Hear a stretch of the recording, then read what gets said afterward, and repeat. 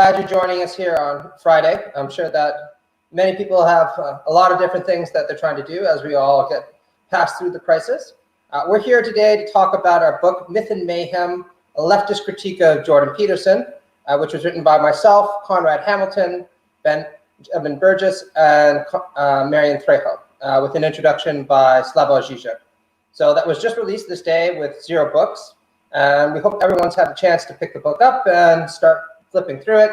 And we're just here to take any kind of questions people might have, whether about the book, our kind of interest in Peterson, why we thought that it was important to write something of this sort, and any other questions people might have related back to our respective philosophies and outlooks.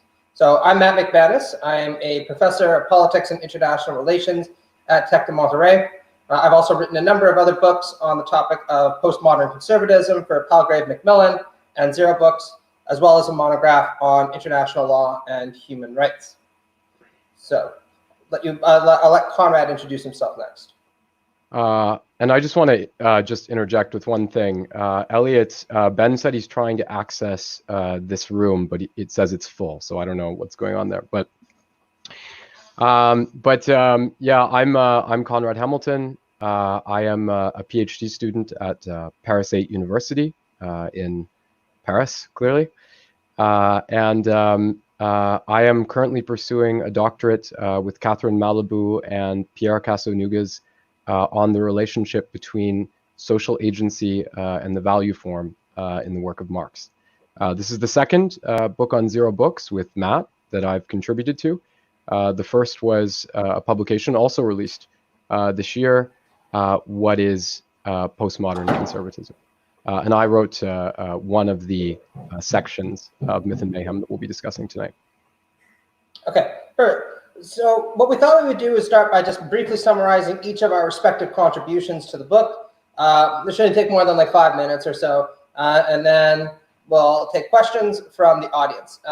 Marian is going to be here shortly to talk about her contribution as well.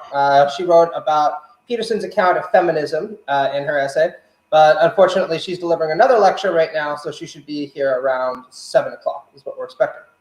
So what I decided to do in my section of the book is primarily look at 2 elements of Peterson's thought where I thought he was weak. And the 2 major areas are his critique of left-wing thought, or what he calls postmodern neo-Marxism, which is a neologism that's caught on in many sectors of right-wing discourse. And the other area where I've criticized him is his defense of a very classical liberal approach to capitalism with a support for various forms of traditionalism, what's sometimes called ordered liberty in the broader political literature.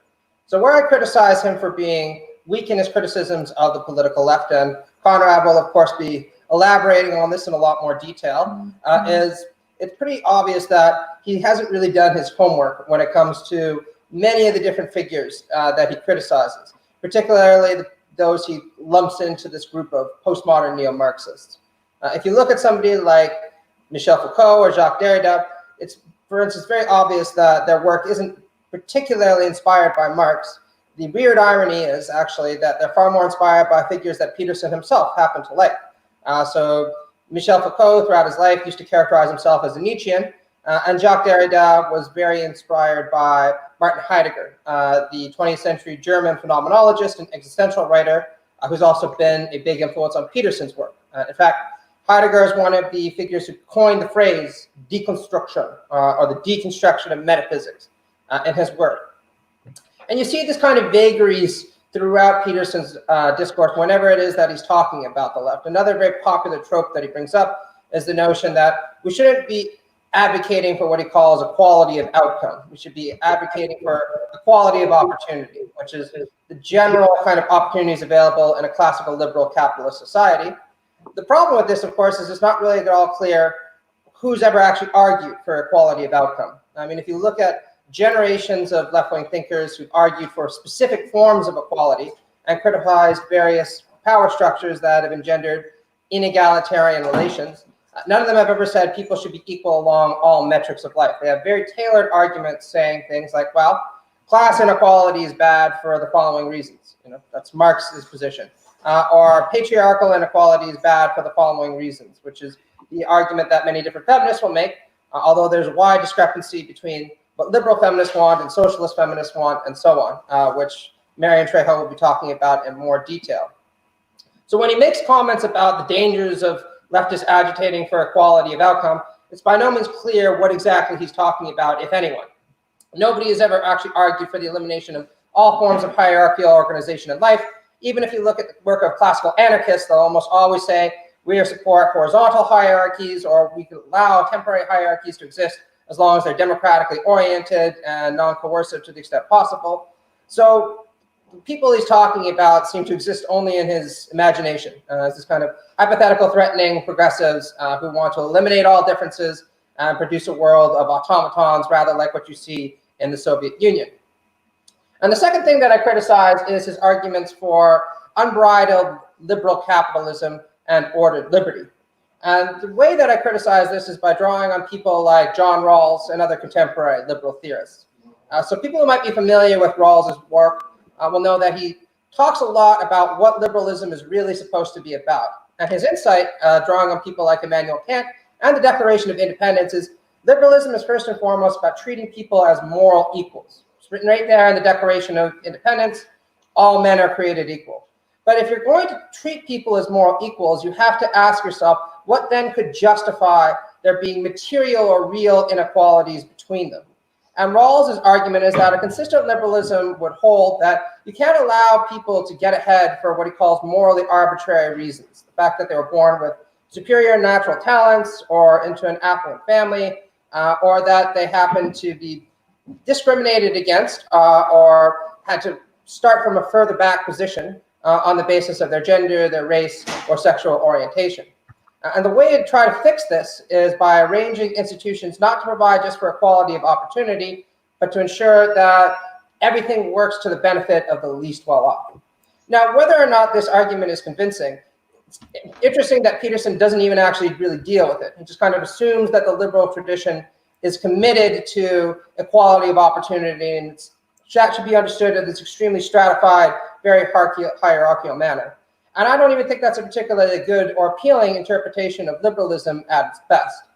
And when we look around us today in the contemporary world where inequality is growing, people have faced increasing job precarity, we look at the crisis that's sweeping across the world right now, and the fact that many people feel like their life savings are going up in smoke, we need a very different kind of society that's much more fair and much more focused on the needs of the people at the bottom, rather than one that caters almost relentlessly to the people at the top, which is, of course, what people like Trump and other conservative reactionaries are trying to do via tax cuts, benefits programs, and any number of other policies that I think we should give a serious second look at.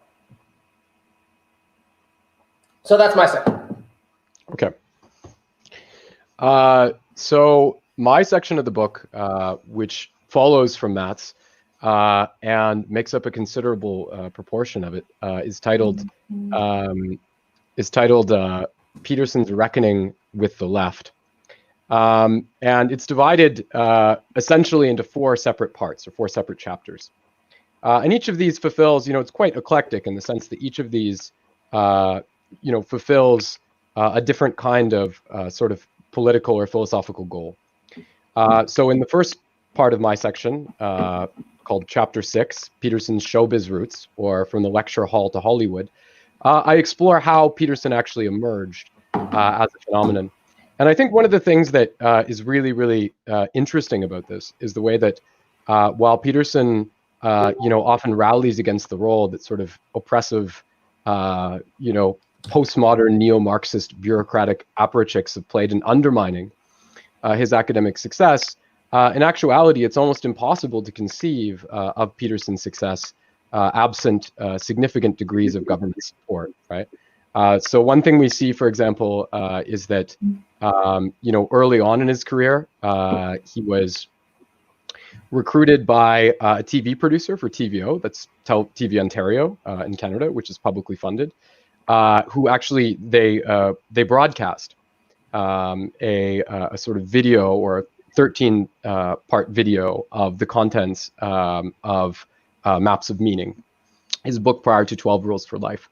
And he used that as a launch pad to procure a lot of other opportunities on television, including frequent appearances on the Agenda with Steve Peikin, where he was described by one of the interlocutors as sounding like a 1970s issue of Cosmopolitan magazine when he discussed gender, which is scary when you think about how normalized that's become.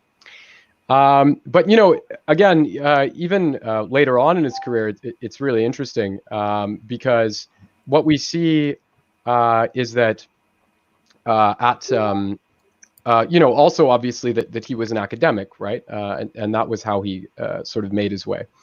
So one thing about this, which is interesting, is that Peterson lectured at Harvard before he went to University of Toronto. And at Harvard, his work was never taken so seriously on an academic level, right? If you look at the contents of Maps of Meaning, Peterson never fully achieves this kind of rapprochement between neurobiology and Jungian archetypes that he aspires to. But his formidable skills as an orator did cause him to receive recognition sort of beyond his academic station. So again, that's sort of that deals, a lot of it is dealing with biography, the first section of what I've written, and maybe puncturing a little bit the sort of mythologized self-image that Peterson has cultivated for himself. The next section of the book is called Exoteric or Esoteric, or the Terrible Intensity of Peterson. And in this section, I try to really dig into kind of the philosophical nuts and bolts of Peterson's thought. So one thing that I deal with is that we always see in Peterson that there's this distinction between what I term, following a delineation made by Jung, of the exoteric and the esoteric. It's really interesting, and this corresponds with a certain bifurcation that you find in psychoanalysis between the structure of the conscious and the unconscious. So Jung says that, I'm an inveterate democrat, right? But I believe that nature is esoteric and furthermore aristocratic, right? And we see a similar thing with Peterson. There's an interesting lecture he does on the subject of IQ, and Peterson goes on at length about how, he certainly he goes on at length about the fact that there may be, and he doesn't seriously count in social factors, but he suggests there may be substantial differences, in the IQs of different races that, exist because of a kind of biological inherence. But then there's this very characteristic act of disavowal, at the end of his lecture, where he says that, but just if people's IQs are different, that doesn't mean that we should necessarily treat them differently, right? So what you see here is that actually, if you look at, kind of the social landscape that's described or ontologized by Peterson, it doesn't differ so much from that of the alt-right in terms of this, kind of aggressively autarkic worldview. But one of the major differences with Peterson is that he grafts atop of that this idea that, oh no, well, in the end, we still should be at least, classical liberals and afford some kind of, have some kind of regulatory norm that people should aspire to. In the next section of my book, and I'm just going to go a little bit faster here. In the next section of my book, The Specter of Postmodern Neo-Marxism, I discuss Peterson's relationship to postmodernism and Marxism, and critique this idea of postmodern neo-Marxism that he puts forth. And that involves a delineation of the history of those traditions that many other people, like Slavoj Žižek, have pointed out are largely oppositional. But I also, going a bit deeper, I also question Peterson's reading of Derrida as sort of a wholesale linguistic relativist. And I dive into that, and I want to show how Derrida's principle of différance was actually applied in his lecture in the mid-70s, La Vie, la Mort, to a kind of ontological terrain of biology. So how that problematizes the common narrative about deconstruction. And the chapter concludes with a discussion of the genuine sort of relationship that may exist between post-structuralism and Marxism embodied in the personae of Jacques Derrida and Louis Althusser. And in the final chapter, The Rebate of the Century, or how Žižek could have, in capital letters, destroyed Peterson, I, as a sort of supplement to the Peterson-Žižek debate, I go through the 10 propositions, 10 propositions that Peterson began the Peterson-Žižek debate with regarding his critique of the Communist Manifesto. And one thing you see in the debate is that Zizek wasn't seriously interested in engaging with Peterson's sort of high school level reading of the Communist Manifesto. He instead approached the debate in a more unorthodox fashion, and didn't focus on that kind of more literal-minded critique. So what I attempt to do, and with all respect to his gesture, is to respond more concretely to these allegations that Peterson makes of Marxism, of which there are many. So that's my section. Okay, cool. So I think that means that we're moving on to Ben, the man of the hour. Let's hear what his section is about. All right.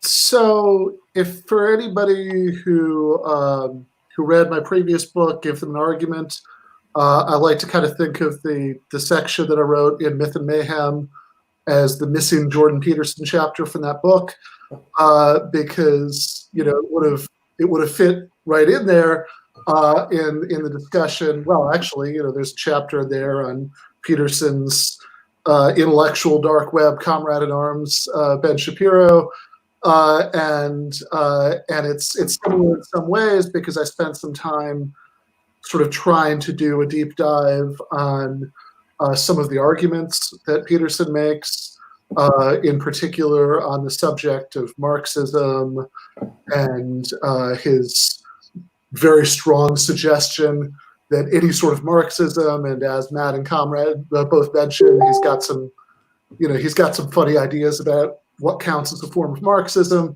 Derrida is a Marxist. Campus liberals who yell at him are Marxists. But he thinks that any sort of version of Marxism is going to lead straight to the Gulag, to the worst crimes of the worst period of the Soviet Union. And there are videos where Peterson really aggressively mocks the idea that there could be any version of Marxism or socialism that doesn't lead to something just as bad as the crimes of Stalin. And so a lot of what I do is break down what's wrong with that argument, both by looking at some of the historical details he blurs together, and also by thinking about the inferences, right? That he's all right. What can we really conclude from the historical case that he's talking about? Are people who deny this just trying to do a no true Scotsman thing? Or can we, differentiate this? If we even look at the rest of Soviet history, does that undermine this? And so all of that a lot of the kind of core stuff that I usually tend to do, right? Trying to sort of break down and debunk arguments. But really, what I see as the heart of the chapter is not so much that, but as thinking about what's going on in Peterson besides the surface arguments, right? So a lot of that is about rhetoric. Some of it is on the border between logic and rhetoric, like thinking about his repeated use of what are sometimes called Motte-and-Bailey tactics. So the analogy is with medieval warfare.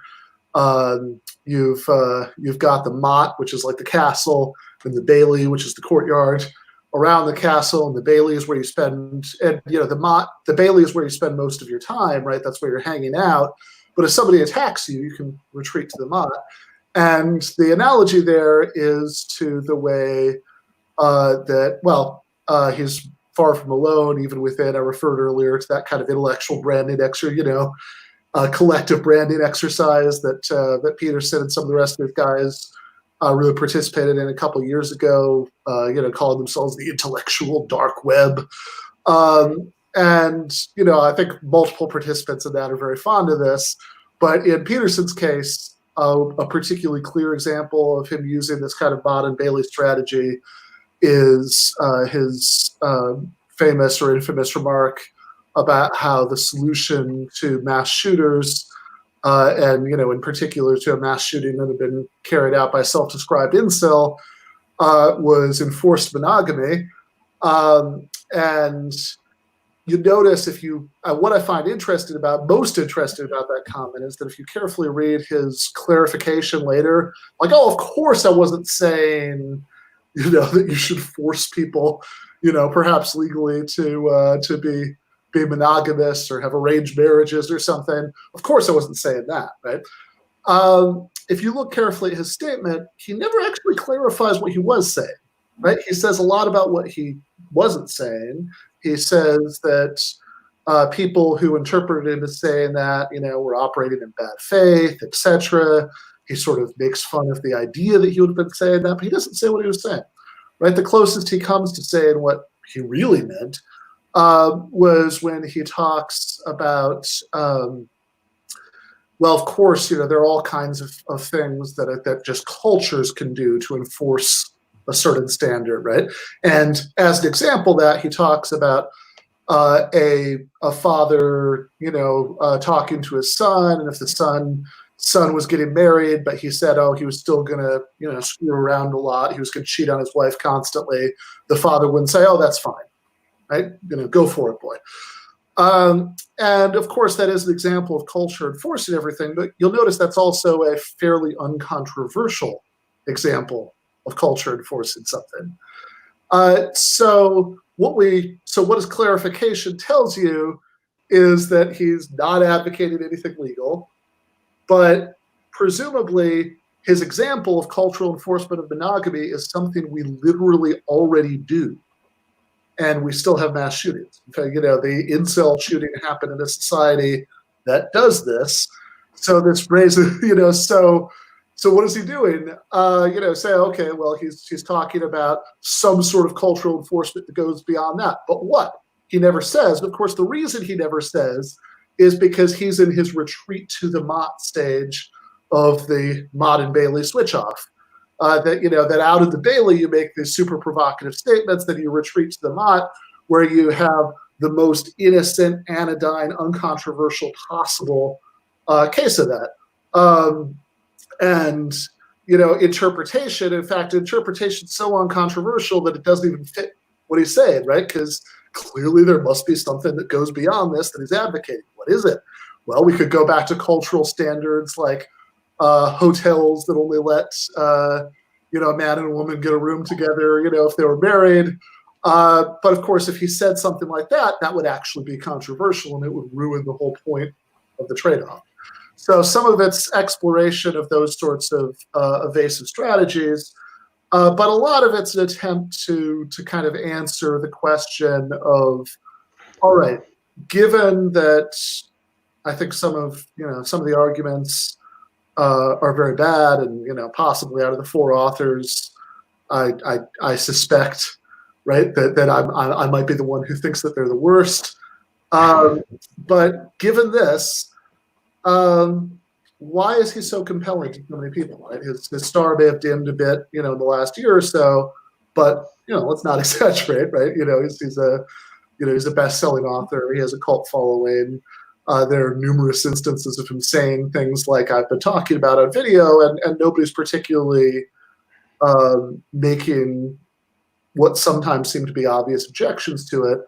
And I think that's because he has this very powerful rhetorical style of presenting himself as this guru-like figure who knows a lot about everything. Right? I mean, he's literally said, the words, you can see this on video, I am an evolutionary biologist, even though he has literally no training in that, right? You could talk about evolutionary psychology or links between things, but certainly not evolutionary biology. So he presents himself as, well, I mean, really, to quote the epigraph at the beginning of Maps of Meaning, right? Where he's talking, somebody who's bringing back the secrets of the universe to share them to you. And so I think that ultimately what I'm really trying, and I guess this will be what I wrap up on, right? This will be the last point, to bring it back to the starting point about this, thinking of this as something like the missing Peterson chapter from my book about arguments. It's also, I think, maybe the missing rhetoric chapter from the book about arguments. That because, of course, it's all very well to the arguments right, but if you're not presenting it in a way that people find compelling and, and that appeals to our narrative nature as a species, then getting the arguments right plus $5 will get you a cup of coffee. So really, I think what I'm ultimately trying to explore in the chapter is that last section, right?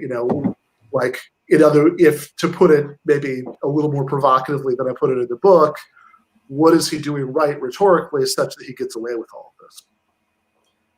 Okay, very good. And just for those of you who don't know, Ben is a professor at Perimeter College in Georgia, and his main specialty is logic.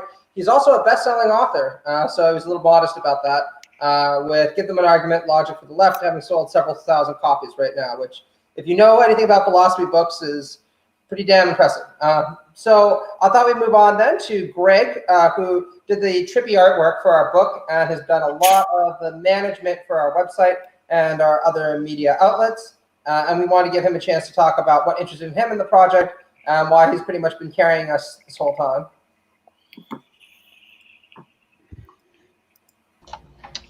Well, thank you. I don't really even know where to begin. I think the artwork inspiration was a little bit obvious. Insofar as my interest as Peterson went, I tend to notice things that blow up a little bit, in my opinion, disproportionate to their competence, if you will. So the wave of popularity that came over sort of drew me to look into this guy a little bit, and very quickly surmised that he was bullshit. So then, of course, Conrad and I began talking.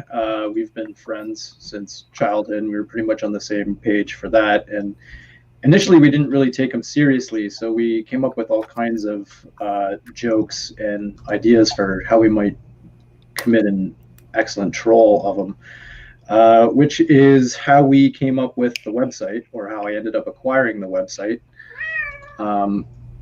My initial idea, which was to actually purchase his URL and try and use it against him. But the best that we had to end up with was a .ca version of the website, which, in the hopes of accidentally redirecting some traffic which would ordinarily go to him, was going to subvert his audience a little bit. This was acquired back at the time where he was still plastering his website with all kinds of really, really tacky merch. So what I was going to do is develop a page that made fun of all of that, and ultimately led them down to accidentally purchasing some anti-Peterson stuff. But just as that was getting rolling, I was informed that Conrad was interested in actually writing a book, I think with Matt. And that's how it ended up kind of getting converted and repurposed into what we have now.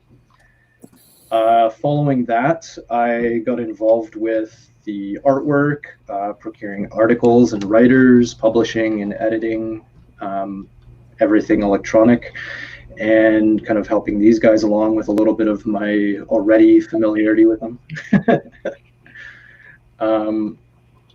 So anything else is really just sort of like an ad hoc role that I've taken on in the meantime to kind of fill in gaps for the promotion of it, including a video right now that I was working on in the real moments before this. Yeah, and I have to say, Greg has been pretty much, the shining star of this whole project, always organizing things, making sure that people are on time, getting stuff up. So we really appreciate that. In addition to coming up with, I think, one of the better covers I've seen in quite a while. So Professor Trejo should be here soon to talk about her essay on Peterson's analysis of feminist discourse.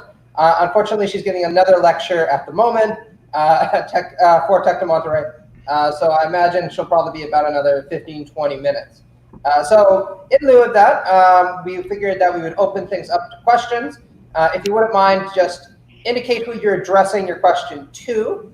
If you're addressing it to all of us, that's cool. Just, say, to everyone, what are your thoughts on this? And we'll try to take as many as we can before Marion gets here. Is that cool? Yeah.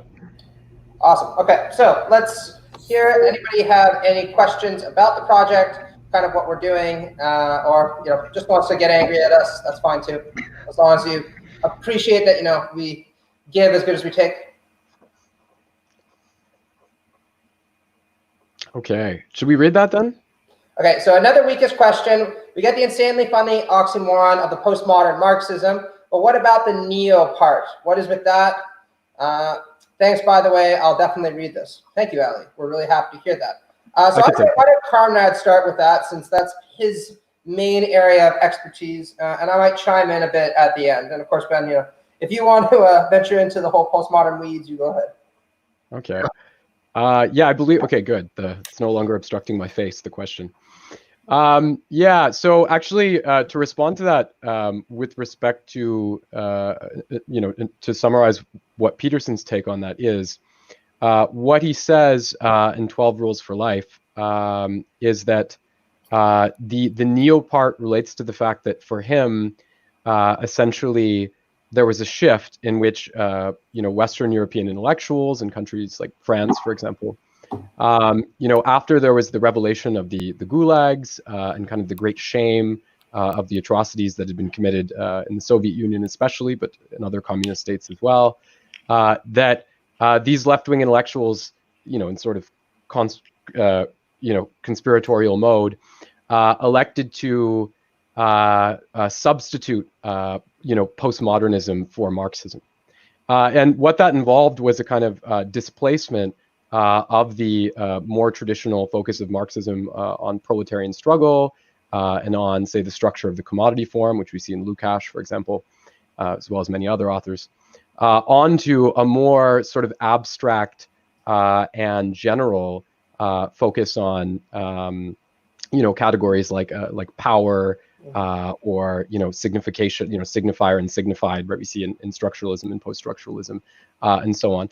And this is actually Peterson's characterization of post-structuralism is laden with inaccuracies, right? So at one point in 12 Rules for Life, he says that Derrida's entire kind of theoretical edifice is based on the identification of or the elevation to a supreme principle of power, right?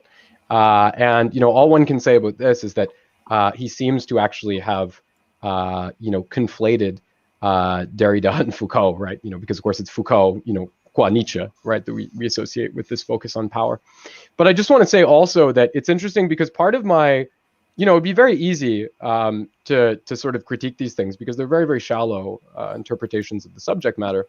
But part of what I do attempt to do in my section is to provide an account of the relationship between, postmodernism and Marxism, or post-structuralism and Marxism, that might help us make sense of their relationship. And again, I discussed Derrida and Althusser in great deal to do that.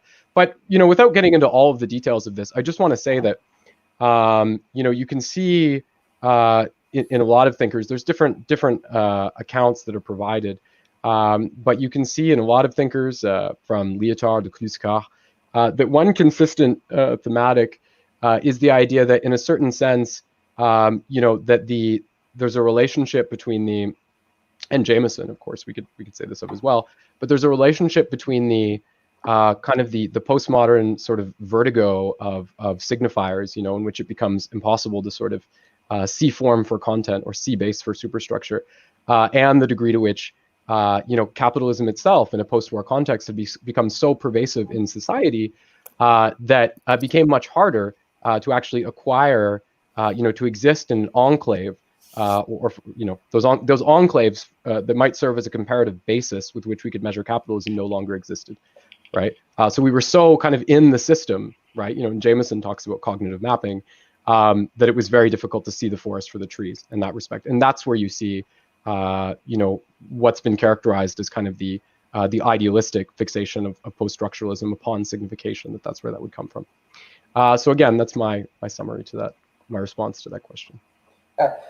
And I just wanted to add, I think what this demonstrates really is Peterson's unwillingness to actually take the history of left-wing thought seriously on its own basis, right? He kind of approaches the whole issue of the shift from Marxism to postmodernism, the way that most of us would approach marketing, right? Because what this fundamentally was, more than everything else to him, was a rebranding exercise.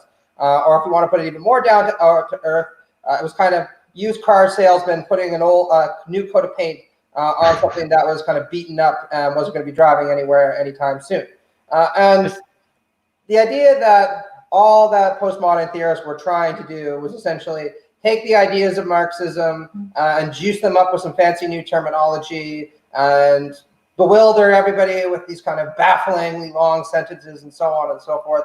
And ultimately, this would guide them to a revolutionary project that was even more radical than Marxism, is really just unfair. You know, it'd be as unfair as if somebody were to just say that, oh, modern conservatism is just a long spilling out of different reactionary views that have fundamentally been unchanged since the French Revolution.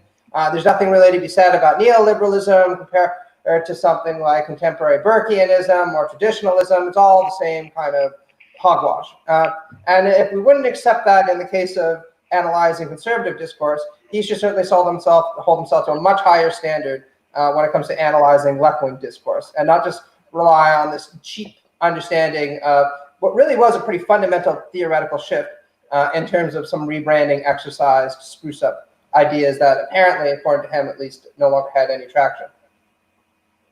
Yeah, which was interesting because it would suggest that if he's talking about this fixation on branding, that the displacement might not have been from Marxism to postmodernism, but from, you know, himself to his analysis of those themes, right? Because this is very characteristic of how he operates, right? Absolutely. So we had a question for me.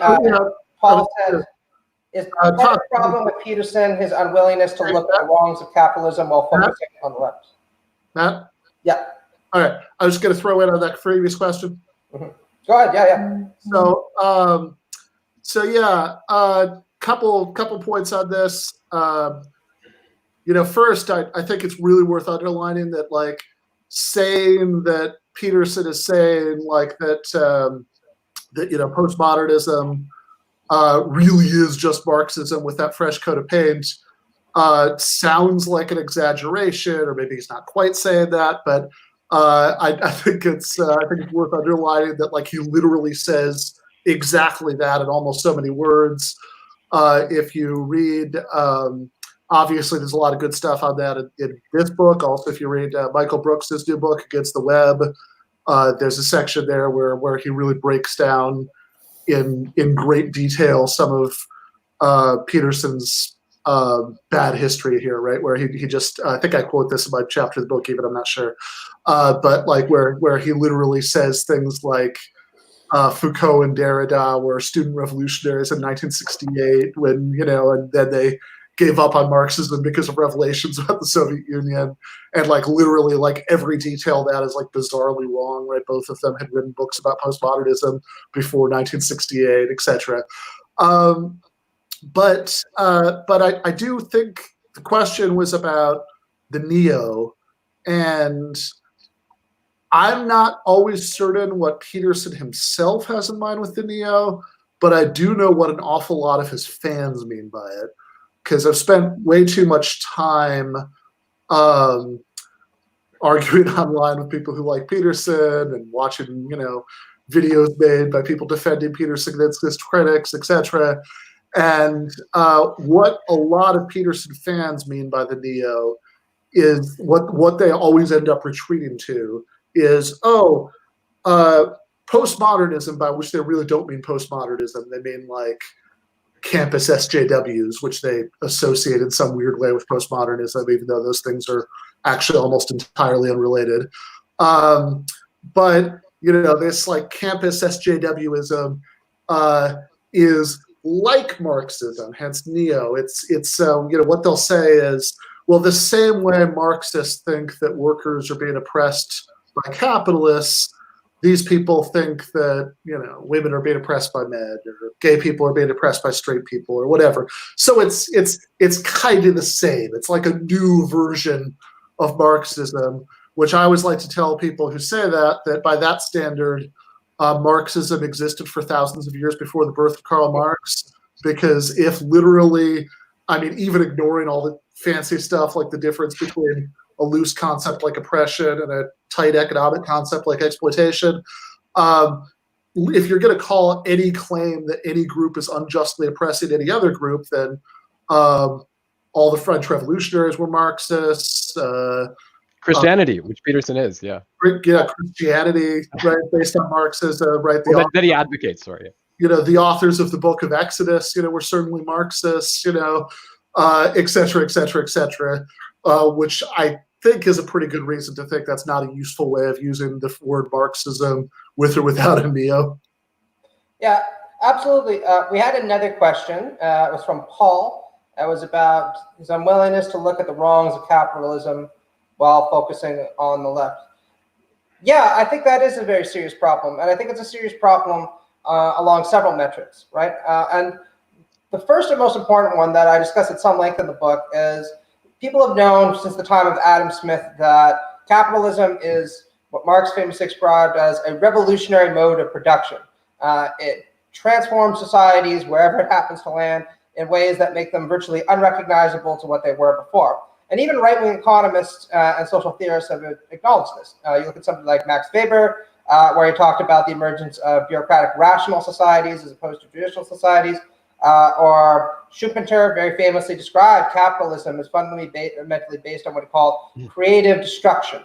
And by not analyzing the impact that capital has on traditionalism, particularly religious traditionalism, there's really this odd gap in his critique of modernity. Because Peterson falls in a long line of right-wing critics of modernity, going back to Nietzsche. You could even argue going back to somebody like Edmund Burke. And almost all of them tend not to take capital seriously. And I think there's a reason for that. They're trying to insulate what they consider to be a fundamentally important institution that organizes people into stratified hierarchies from criticism while trying to preserve other forms of social hierarchy associated with traditionalism that they really happen to like.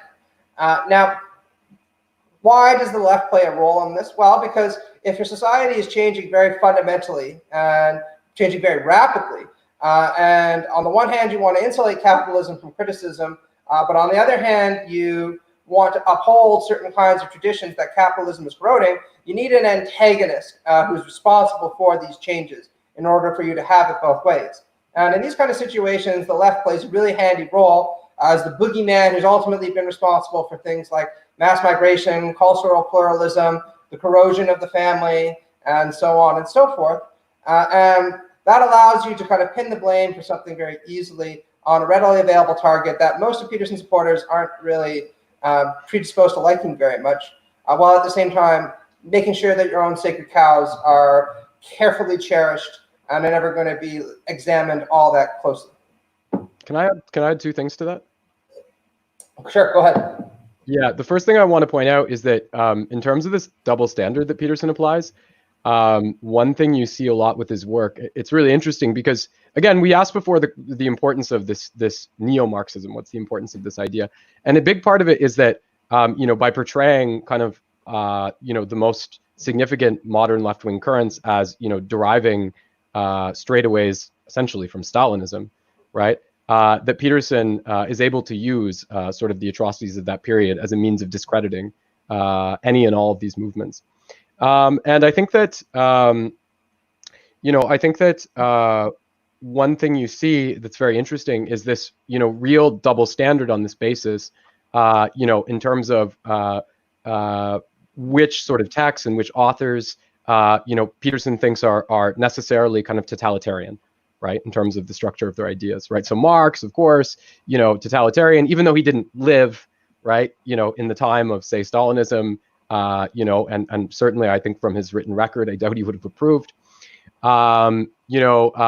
Anyone, all of these sort of post-structuralist thinkers who can be said by association, right, to share some kind of guilt, right, for the great purges of the 20th century, right, or who strategically adjusted their brand, right, in order so as to not have to take accountability for them. Obviously, campus SJWs, any kind of contemporary post-structuralist thinker and so forth. But it's really, really strange though, right? Because at the same time, right, if you look at the people that, Peterson, cites as beloved to him and essential to his work, it's like, well, you have like Martin Heidegger, right, who's referenced and actually, quite seriously misread in 12 Rules for Life. Well, Heidegger, was a member of the Nazi Party, right? Who wrote that, well, Jews aren't dying authentic deaths. It's like cattle, being carted off in a car, right? His apologia for that. The most important thinker for Peterson is Jung. Well, Jung, in the 1930s was a sympathizer of Nazism. Peterson also, has spoken a great deal about Solzhenitsyn, being an influence on him in terms of how he kind of exposed a lot of the atrocities of Stalinism. But Solzhenitsyn, part of the reason that his star faded fast amongst American liberals was because it quickly became obvious that he had a deeply anti-Semitic streak. So you see that. Now, the second point I want to make very quickly is that Peterson, and Matt and I actually sort of wrote an article about this, dealing with Milton Friedman, actually. But one of the other things about Peterson during the debate with Zizek, he talks a great deal about all of the positive benefits associated with capitalism. And one thing he says in that debate is he says, he's talking about capitalists, right? And he says, well, unless you think that all the capitalists are just going to take all the big screen TVs and put them in one room, then I don't think it's a problem, right? But this is very funny because it follows in a long tradition of essentially right-wing or sort of neoliberal thinkers who justify capitalism in terms of the equality that's been created, whereas that equality owes specifically to labor movements and to popular organizing, that was pursued, in order to, change the structure of capitalism, right? So, like the weekend exists because of unions. We can start there, and we can, 40-hour work week. We can just start there, Medicare, everything, right? This is part of labor struggle, and this kind of advocacy. So it's very interesting to see people from, like I said, Friedman to Peterson, trying to make the argument that the robustness of the middle class, and the sort of general prosperity that's been achieved, essentially taking credit for that and assigning it to the greatness of capitalism as a structure. Right? Okay. So we had a question for Ben from Lee Doucette, who I should say is a good friend of mine and a up-and-coming scholar. So can we get Lee's question up on the screen? Ben, why do you think Jordan is so vague? I can't figure out why he doesn't develop his thoughts that demand attention. That's a very good question, and I'm sure that many of us have asked this before. But let's hear from the logician, who I'm sure has plenty to say about the vagueness of Petersonian thinking. Yeah, I have some thoughts. I don't know that I have an answer. And really, actually, I think Conrad's answer just now does underline a lot of that vagueness, right? Because if you think about, okay, so Peterson has attributed things to capitalism per se that oftentimes were the result of labor struggles, often led by people who are ideologically hostile to capitalism. But then there's a question. Okay, so from a Petersonian perspective, what should you think of those labor struggles? Are those good? Are those bad?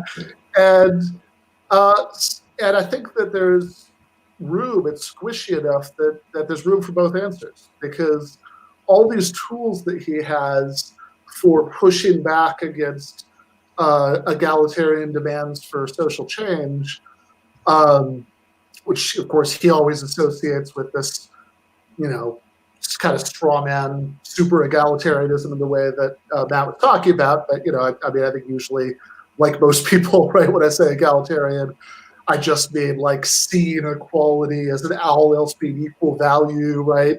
Thinking that there's such a thing as an unacceptable level of inequality, etc. So his tools for pushing back against egalitarian demands for social change are so general that they could just as easily be used by any kind of reactionary in any circumstance. That, whether you're talking about like 18th century reactionaries opposing the abolition of, the French monarchy, or 19th century reactionaries defending slavery, or, early 20th century reactionaries holding on to child labor or whatever. And I'm not saying that Peterson supports all these things, of course, but it's hard to tell from his explanation of why he doesn't like the sort of egalitarian currents that he doesn't like, how to differentiate which of them are okay and which of them are going too far. His attempt at differentiation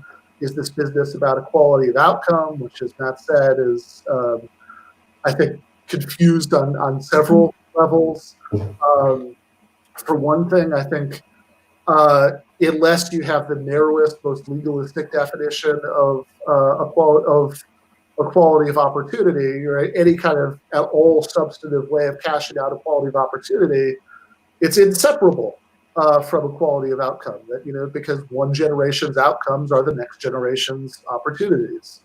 There's no way to remove disadvantage, you know, comparative advantages and opportunities without a really dramatic leveling of past outcomes. So that leaves us not really knowing. So why doesn't he try harder? All right.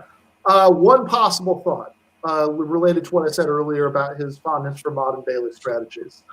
That I think, like a lot of people who are provocative public figures who are sort of in the spotlight a lot, I think sometimes he probably just enjoys saying provocative things.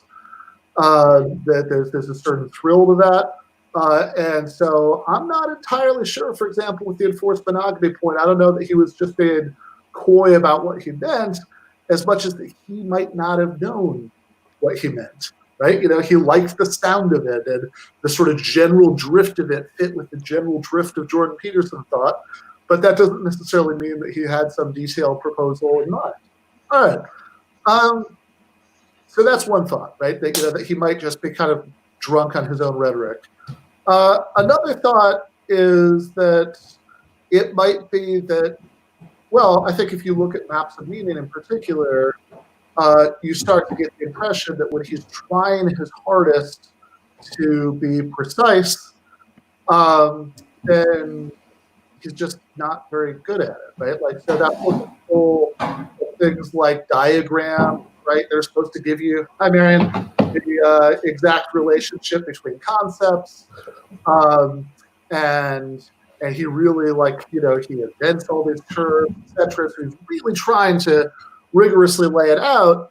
But then I think if you're making a good faith attempt to figure out what he's saying, a lot of it is still very unclear.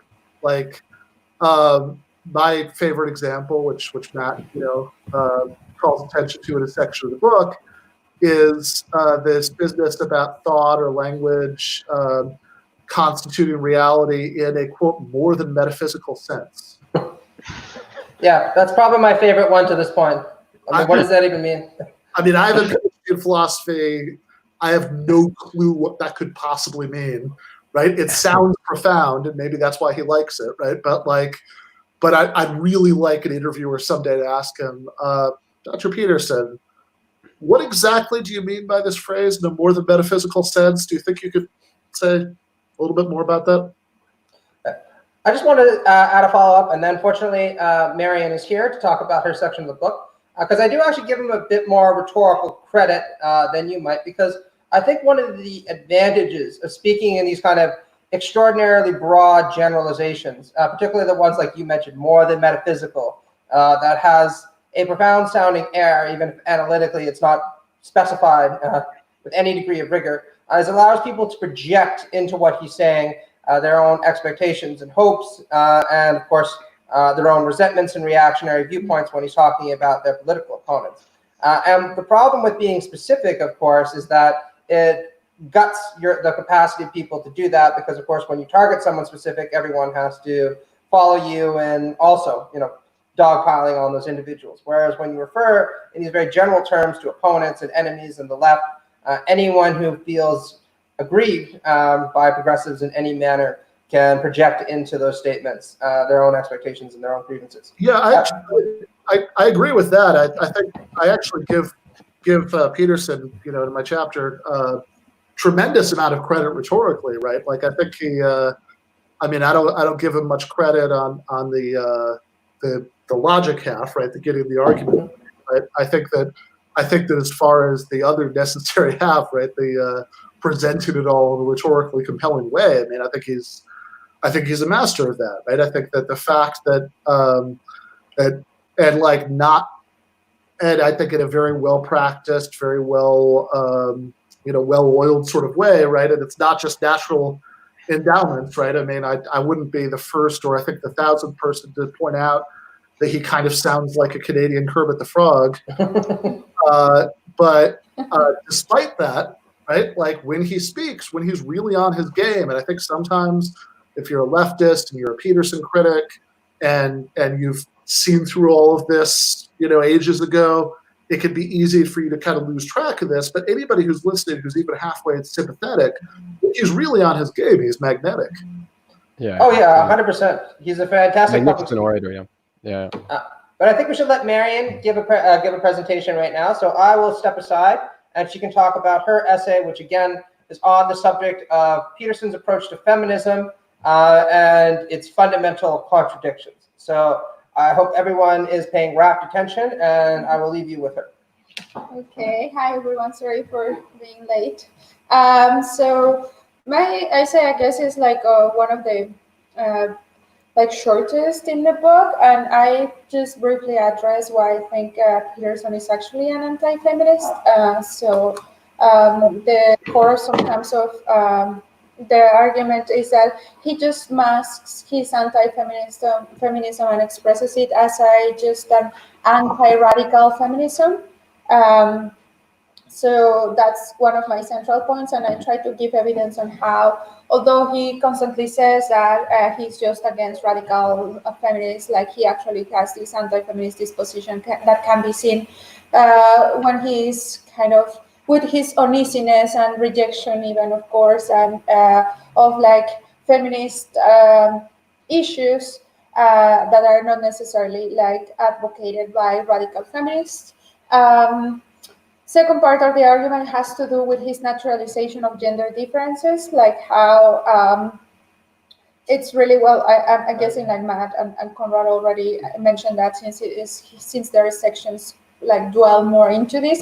The only thing I say is like just not to repeat what they already said, and their argument is that to me, well, although that is not really an argument, there's really no consensus on the side of evolutionary biology that Peterson often quotes, as an agreement on why is it that gender, or he says that evolutionary biology, right, says that our differences can be explained because of our, of course, natural endowments, or like the way we are born by nature, right?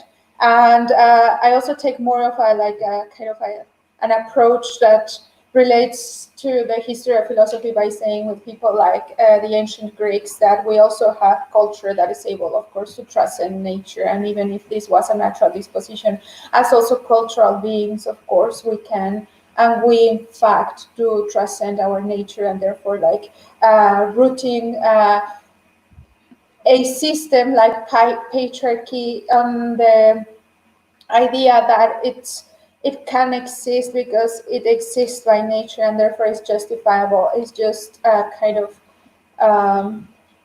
going against again our existence as cultural beings capable of much more than just being subject and just being kind of slaves to our nature, I guess.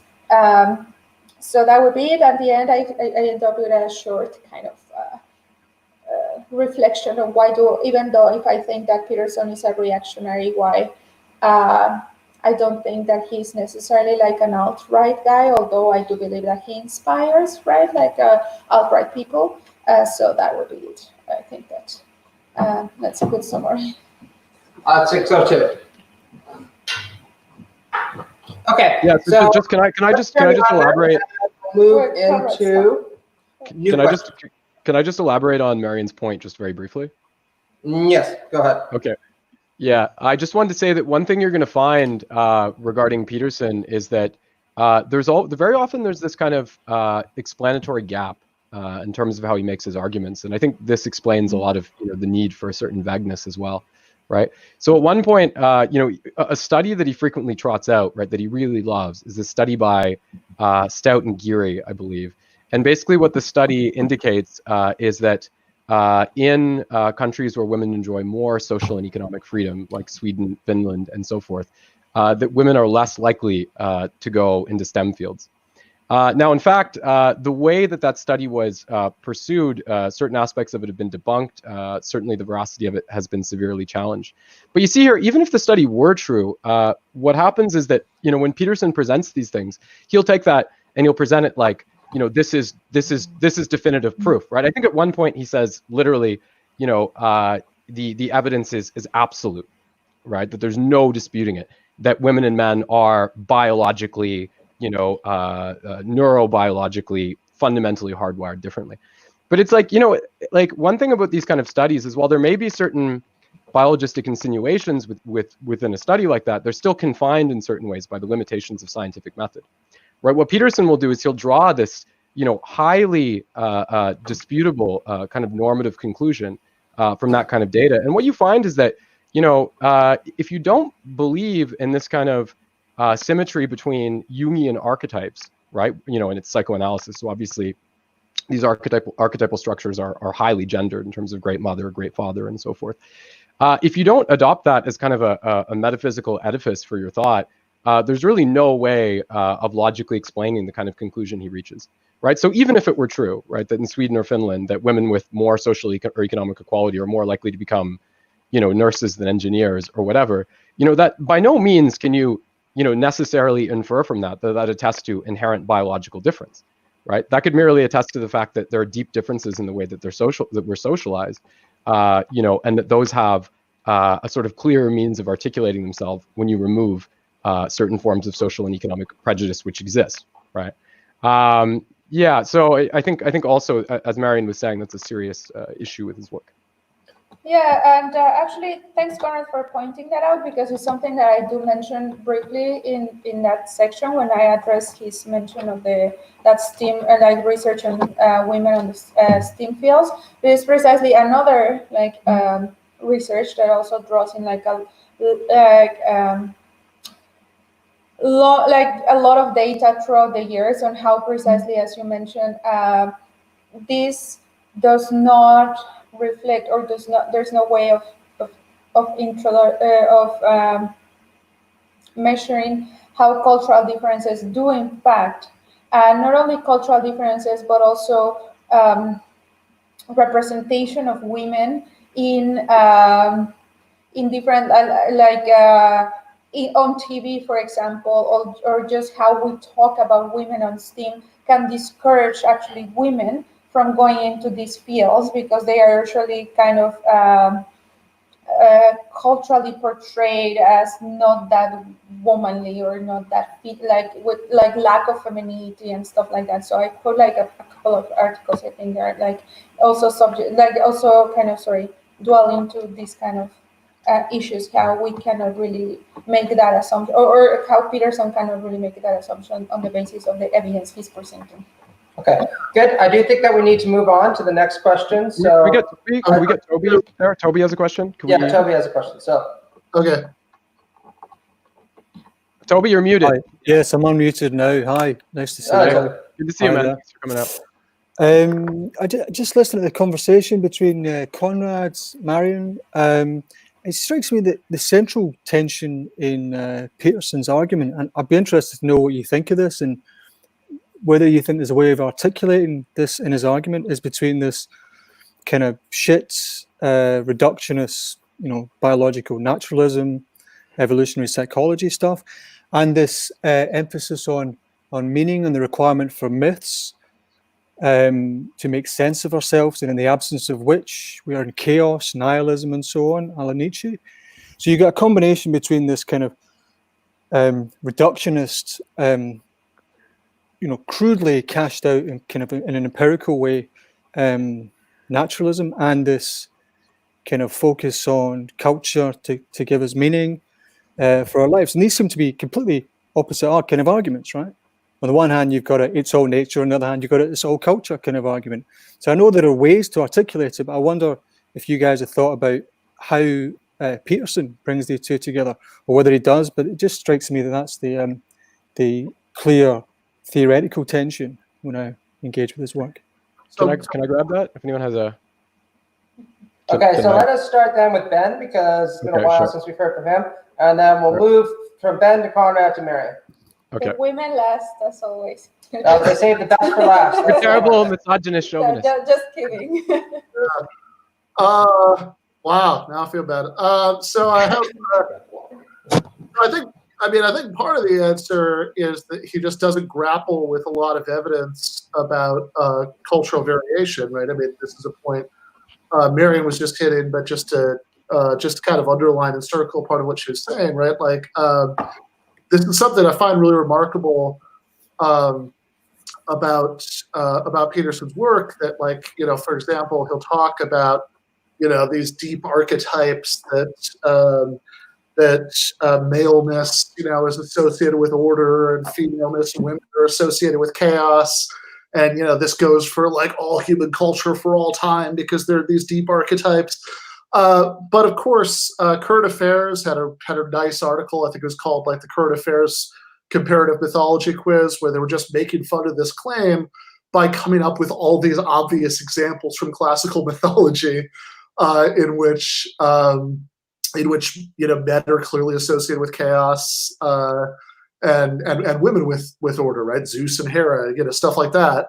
And of course, or you could just as easily talk about Marge and Homer Simpson, right? Which isn't to say that the opposite stereotype is deeply embedded in all cultures everywhere. It's to say that cultures wildly vary, right? And to connect this to Marion's point about STEM fields, one of my favorite examples of this comes from a article that was in Smithsonian Magazine in 2013. You can still look up easily, whose title is fairly self-evident and relevant to that. It's called "Computer Programming Used to Be Women's Work," and it's about how all of if you go back enough decades, all the stereotypes were about computer girls and how computer programming was this inherently feminine activity. So I think that. At the risk of being uncharitable, at least part of the answer is that he just doesn't grapple with a lot of the evidence showing that the cultural,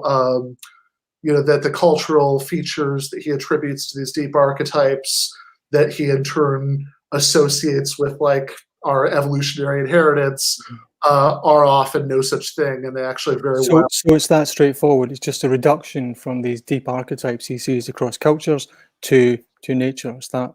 I think that I'll add to that, by the way. I'll go add to that. It just seems really, really daft, doesn't it?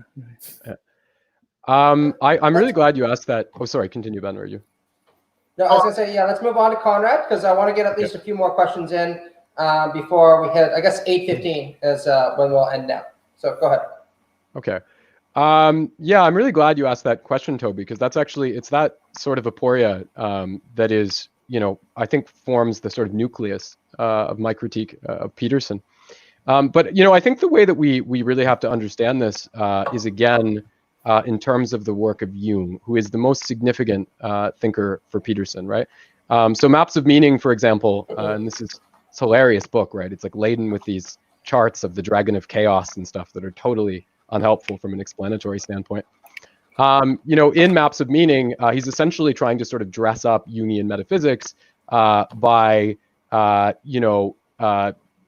justifying it with respect to neural cognitive structures, right? And in fact, Peterson's attempt to do this, amounts to little more in many cases, than a kind of word game, right? You have left and right side of the brain, then you have kind of the meta archetypes of order and chaos and so forth.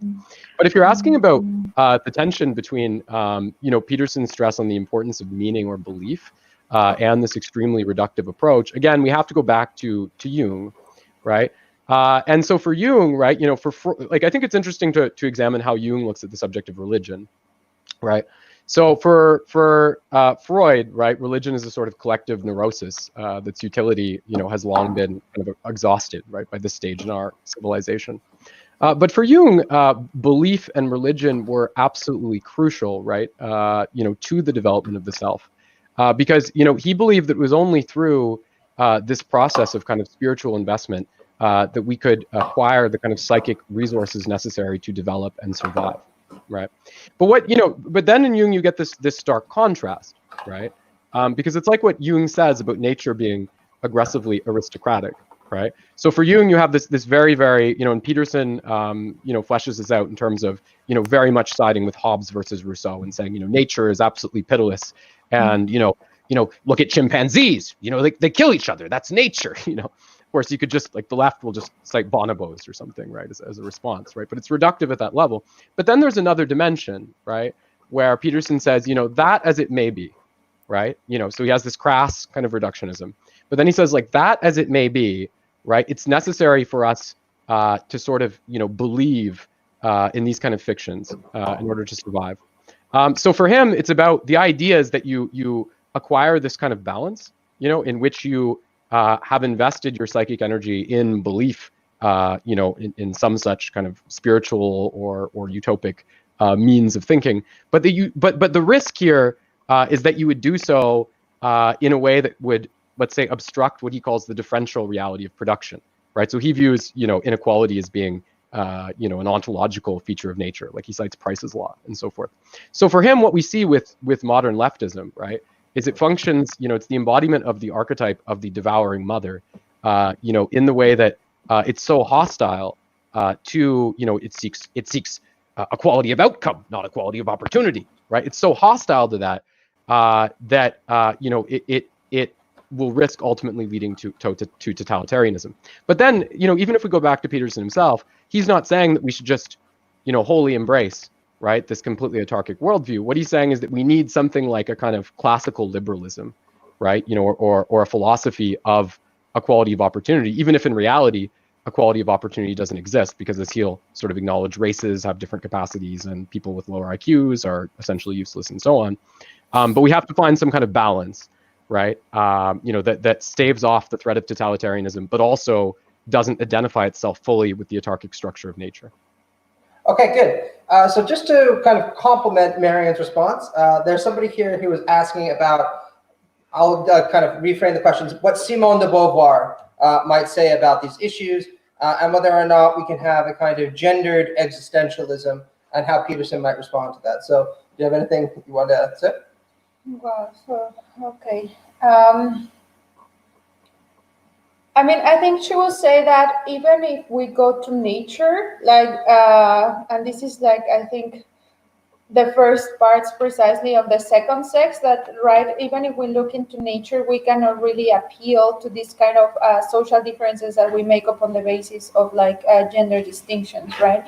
And I think she dwells way into that, in the first parts of the second sex, nature is not really a domain that can justify these gender differences that we see, which is I think kind of what Ben was hitting into. I don't know, Ben, if I'm interpreting what you were saying correctly. I just wanted to add in relation to the first question, and it was very briefly, that I think this is where you can see why Peterson is a reactionary, not only an anti-feminist, but sometimes just he has a weird relation to women, I think, at least from what you can see in the way he refers to women and he interacts with women. But what I was going to say is that when he speaks about men and the issues faced by men, he is very willing to blame culture, right, and the cultural products of what he calls the postmodern neo-Marxist, right?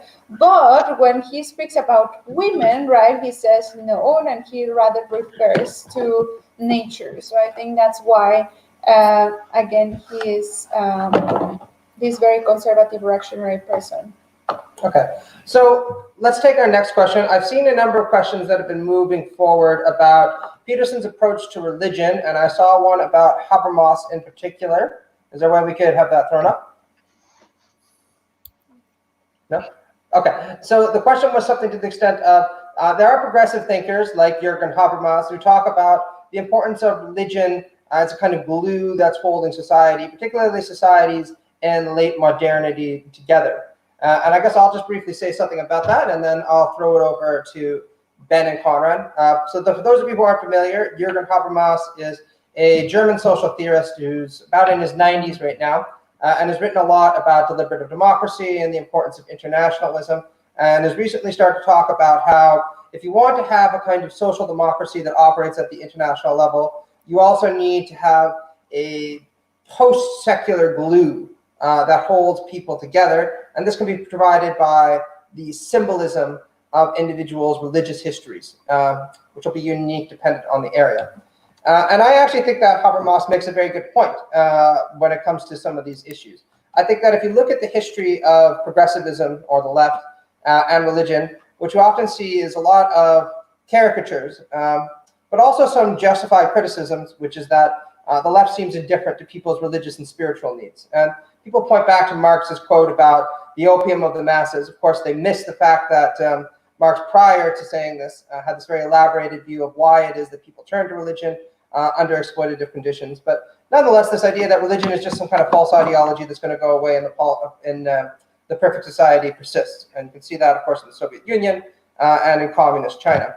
And I think that one of the things that we do need to do as progressives right now is to start taking religion more seriously, both as a contributor to the emergence of postmodern culture, or the postmodern condition, as it's sometimes called.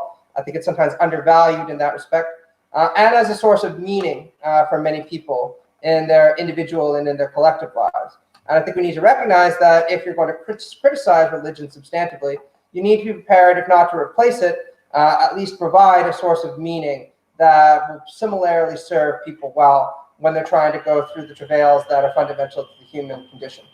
And this is something that existentialist critics like de Beauvoir, I think, were far more cognizant of than the Marxist tradition, for instance, sometimes is, or at least the orthodox Marxist tradition sometimes is.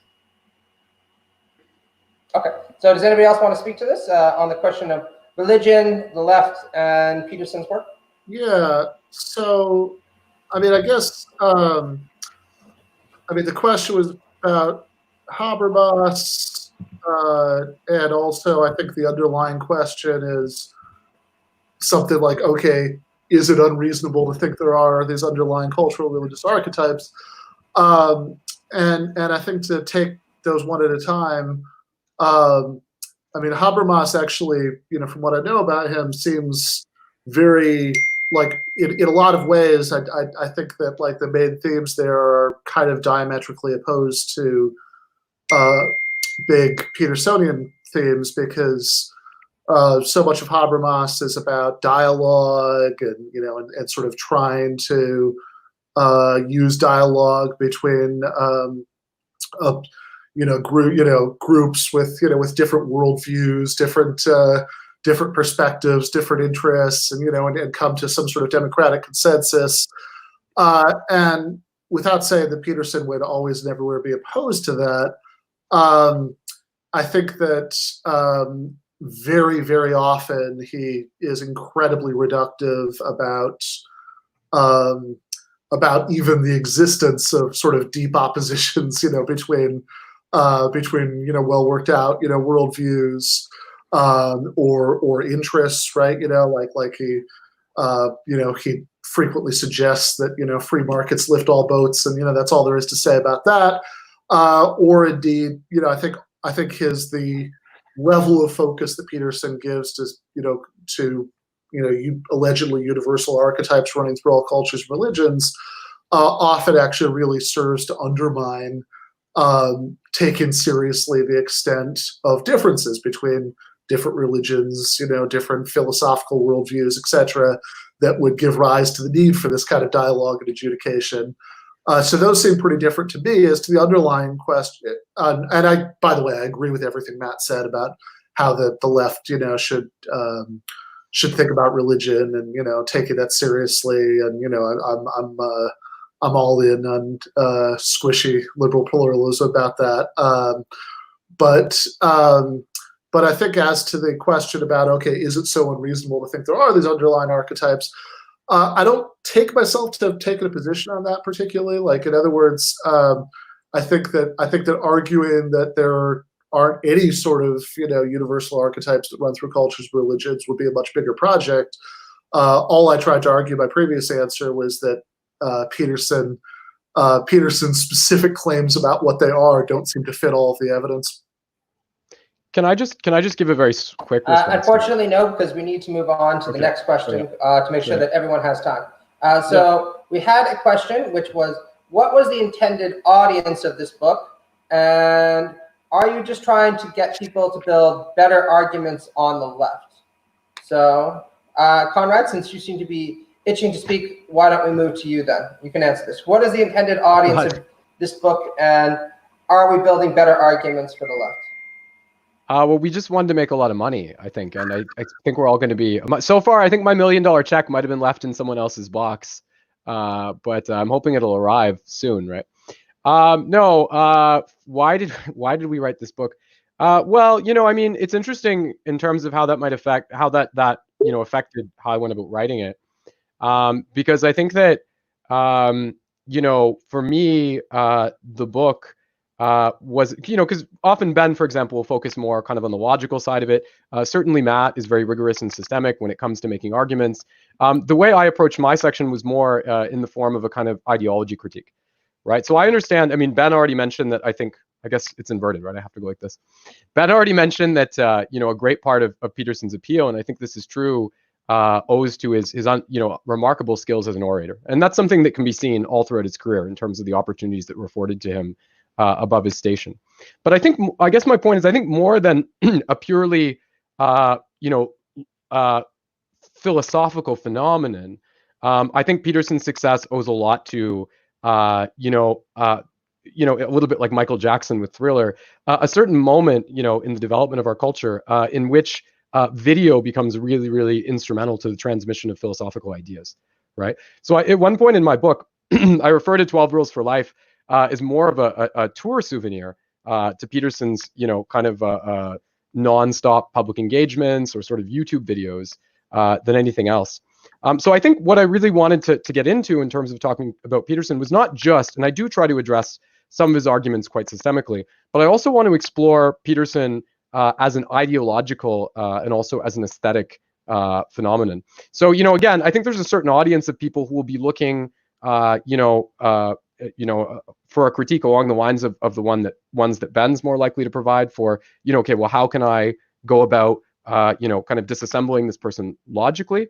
But I also think there's going to be people who will be curious to read something that's a little bit more of maybe an ideology critique in some ways of how Peterson functions.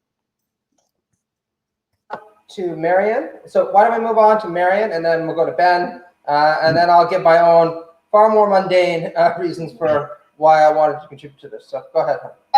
For me, it was like when I started listening to Peterson, his videos mostly, I found very interesting how many of the things he was saying, specifically about feminism and, of course, the role of men and women in society, were very close, or sometimes even the same things that men usually, but also women, like, of course, anti-feminist men and women, were saying in Mexico, because at the time we were living in Mexico. So that to me was like, why is it that a professor, like what a professor, right, in Toronto, very like affluent person, right, like with a very kind of at least now privileged background, why is it like, why the things he said are very resonant with some, right, like men in Mexico? And I think it has to do with like the structural conditions that are similar here in Canada and there in Mexico, right, that allow these kind of people to thrive. So it was like kind of dwelling into the, although I don't go that into my section, but kind of thinking a little bit more on why figures like Peterson, like why he's also not alone, right? Or what type of discourse he is kind of giving that is very appealing to men, and especially, right, although not only. So that was mainly probably one of my main reasons. Okay, so Ben, aside from the fact that I asked you, why did you feel that we needed the missing chapter to give them an argument in this book? Yeah, well, I mean, mostly I just do things Matt asked me to, but I think that, to my mind, the book serves a couple of purposes, right? One of them is like you said, from my narcissistic perspective, I think maybe it like fills a certain, my contribution to it fills a certain hole in the previous book that I've written, because I do sort of make these gestures in that previous book we also need to talk about rhetoric, etc. But I think this, maybe I tried to cash the check a little bit more in this one. But I also see part of the larger purpose of the book as being that there just should be a book like this out there. In other words, I expect probably all of us, I certainly know you, Matt, have had the experience of criticizing, Jordan Peterson, maybe even like in a social media post or something, and having people say, yeah, but I mean, this is so superficial. This is a straw. Have you read all of Maps of Meaning? Have you listened to all 5,000 hours of the Bible lectures? Have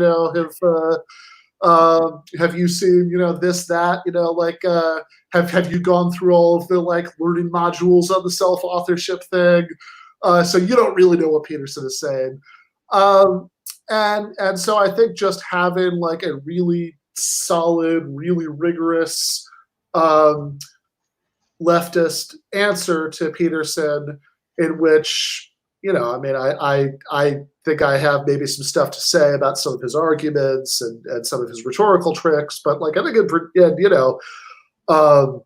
and I think Marion has a really good contribution on Peterson's anti-feminism, which actually I think is really the heart of the beast in a lot of ways. That I think a lot of his strategy, at least in effect, is to take sort of young men's anxieties about things related to gender and sexuality and sort of channel that into support for this larger project of supporting existing social hierarchies, many of which are not in their interest, in fact, are the actual cause of their problems. But I think, I think Matt and Conrad in their long sections, I just think it's something that should exist. So you can point to, hey, here is a book-length thing that was written in large part by people like Matt McManus, who actually have infinite patience for this stuff and really have gone through every single goddamn word of Maps of Meaning and really they've read it all, they've thought about it all, and they still think this is the right critique of him. Could we get Greg in that question as well, by the way? Could we ask Yeah, Greg yeah, of course. Go ahead, Greg, if you want. I'm busy playing the audience fiddle here right now. I wasn't actually able to follow along with what Ben was saying. Why did you get involved with the book? What did you want to achieve? What kind of audience did you imagine? I didn't imagine any audience, to be honest, except the more and more people who got into it, and then the fact that I guess I could say we at this point. Now that my name has been thrown around enough, we actually got a publisher. That's only the real point at which I began to sort of start taking it more seriously. But even that's been a pretty eye-opening experience. But the more that the ball got rolling and snowballed, the more and more committed I kind of grew to the project and wanted to see it through. Also, it seems like we're probably the only people that don't have some really, really strange personal pathology against him who are actually doing something in any respect to address his critiques. Because if you look at the other things that have been published, one is from a white supremacist, another is from someone who seems to think that Peterson is literally the living second coming of Hitler. So there hasn't been a great bandwidth of takes that make any sense in dealing with him. So that's another big motivator too. Having some familiarity with Ben and Matt and a little bit with Marion and far too much with Conrad, I can at least vouch for the critical capacities of these people to deal with Peterson on an even footing and to actually read what he's saying and not either hyperbolize or take it into some kind of personal opportunity for themselves to gain notoriety or become some kind of oppositional figure that stands alone against him. So I've got enough of my own personal satisfaction reasons as well as really justifiable ones to go along with it. Okay, so I guess I'll just wrap that up and then we can take our next question. I actually first heard about Peterson back in 2017, around the time when in Canada he was most known for his statements around Bill C-16, which concerned adding gender identity as a prohibitive ground of discrimination in the Canada Human Rights Code. and also because of his lectures, Professor Against Postmodernism. That made him something of a hero for the Canadian right wing. You saw these hagiographic and incredibly laudatory articles appearing in the National Post. Everybody who's over the age of 75 who has a bone to pick with anybody under the age of 35, was suddenly talking about what a great person he was and how he got everything right. And this made me interested in what he had to say, if nothing else. I had never heard of him before this, but as a PhD student in Toronto, I was kind of intrigued by this. Like, wow, who is this person who's right down the street, and what is he doing to attract so much attention? So I picked up Maps of Meaning, which I actually went through twice, which is not as bad as Ben is making it out to be, because you can be a gifted writer at points. And what really struck me right away was how Peterson was essentially updating the kind of right-wing critique of modernity that's been developed in various forms since, at the very least, the 18th century, with people like Evan Burke and Joseph de Maistre.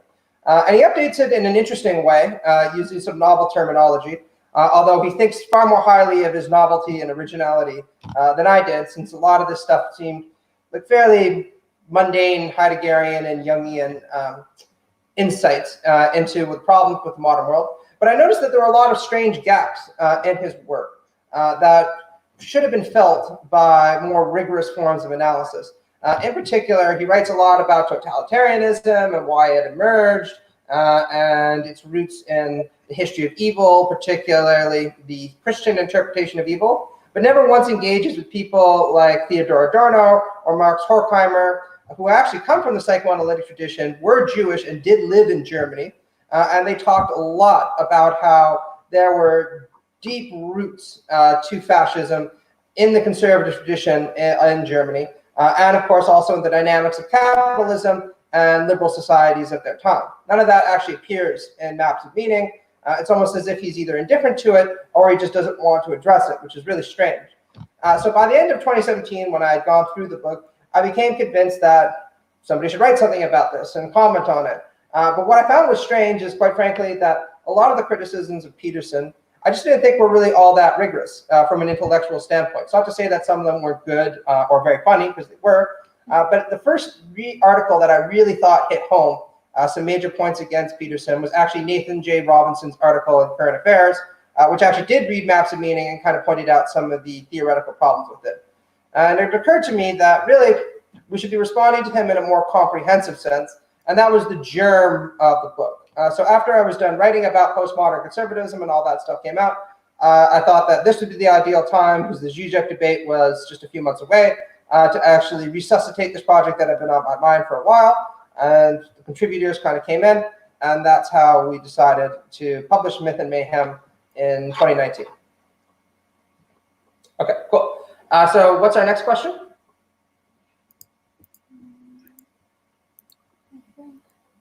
There's one further back. Okay.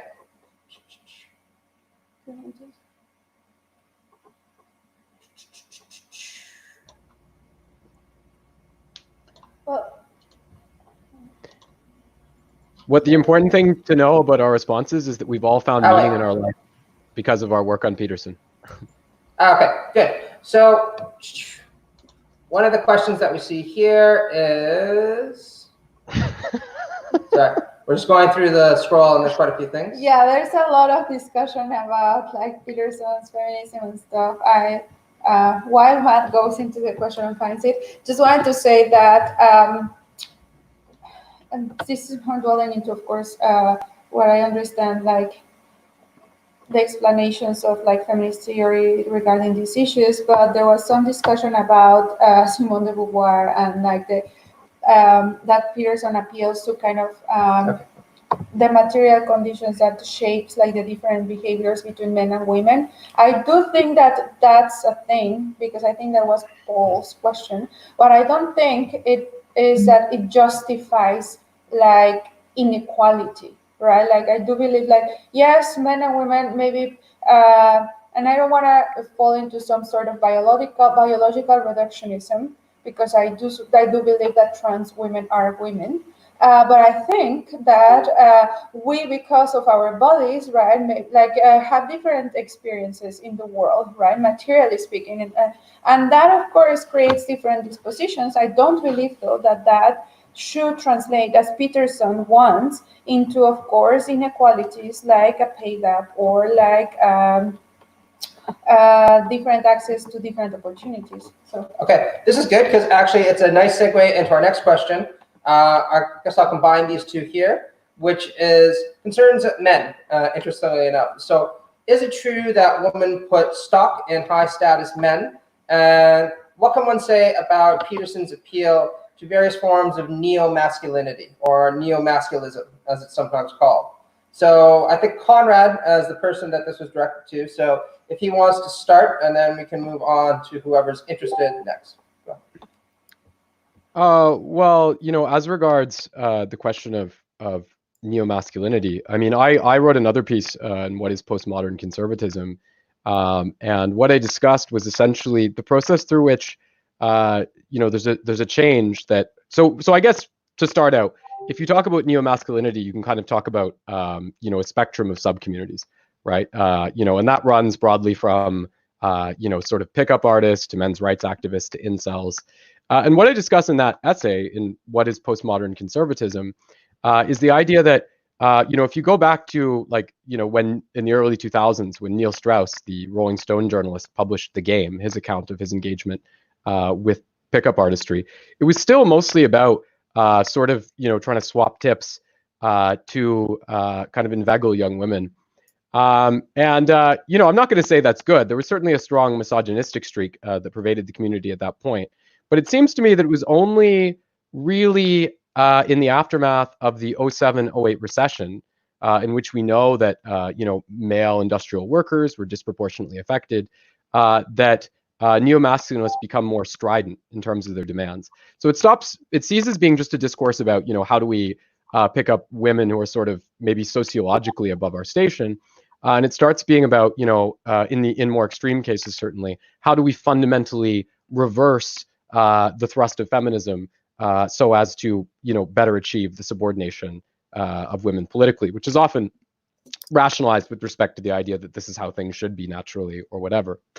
And I think that there's also a real change in terms of the way that Peterson is perceived, right? I mentioned before that in some of his early engagements with Steve Piken, around the time where he was being raved by the National Post, he was described by an interlocutor as sounding like, a 1970s issue of Cosmopolitan magazine. But I guess what I'm getting at is I think that as a lot of men, again in the aftermath of the recession, have found that their relative power vis-a-vis women has diminished in certain respects. I think that there's been a real intensification of this conflict, whereby the natural authority of masculinity, let's say, is asserted. And this is very interesting because it tells you something quite fun. There's something quite interesting about this as well, and we could get kind of psychoanalytic, which is the fact that it seems to me that whenever you have a context where people are, as Peterson does, asserting the natural basis of these sort of social hierarchies, be it gender or race or whatever. Peterson obviously probably gender is the most significant for him. I think in many cases what it actually the context of that is a context in which those fundamental hierarchical structures are being challenged, right? So the more you actually move toward creating something like a kind of qualified equality between men and women, the more you're going to get interlocutors like Peterson who say that no, it's natural, right? And what we're doing is wrong, right? So the appeal to naturality is being made paradoxically at the point you would think where the very social or unnatural nature of those categories is actually making itself apparent. So why don't we move on to Marian, since she's the one who addresses gender issues most closely in the book. And then I have something to say also. Ben, do you want to say something? No, I think what I have to say has been addressed.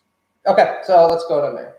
Well, this is part of why I mentioned at the end of my section that although, again, I don't think Peterson is an alt-right man, and definitely not like in this vein of more like, you know, ideas inspiring incels or like this kind of stuff. I do believe, like, of course, he's defending a like new forms, well, not new forms, but to take back all forms of masculinity. And I think it also reflects on his personal image, like kind of in his early lectures, right? He's like, he doesn't look like he's a man that cares about his image, and now he's like very concerned about his image. He dresses like in a very like proper manly way. He only eats meat, he stays fit, and all these expectations, right?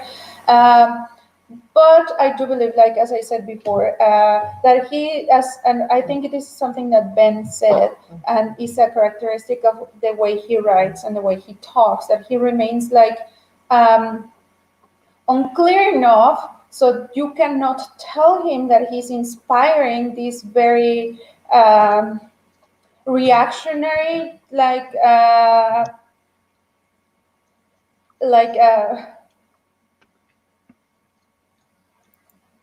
understanding of gender roles, but at the same time do kind of believes in them and kind of wants to advocate for them. I would say that would be like this kind of, although he believes in them, I'm willing to say he does, he just leaves the door open to be able to say that he's not that reactionary and stuff. Okay, and I'll just go forward by talking a little bit about my own interpretation of neo-masculinity.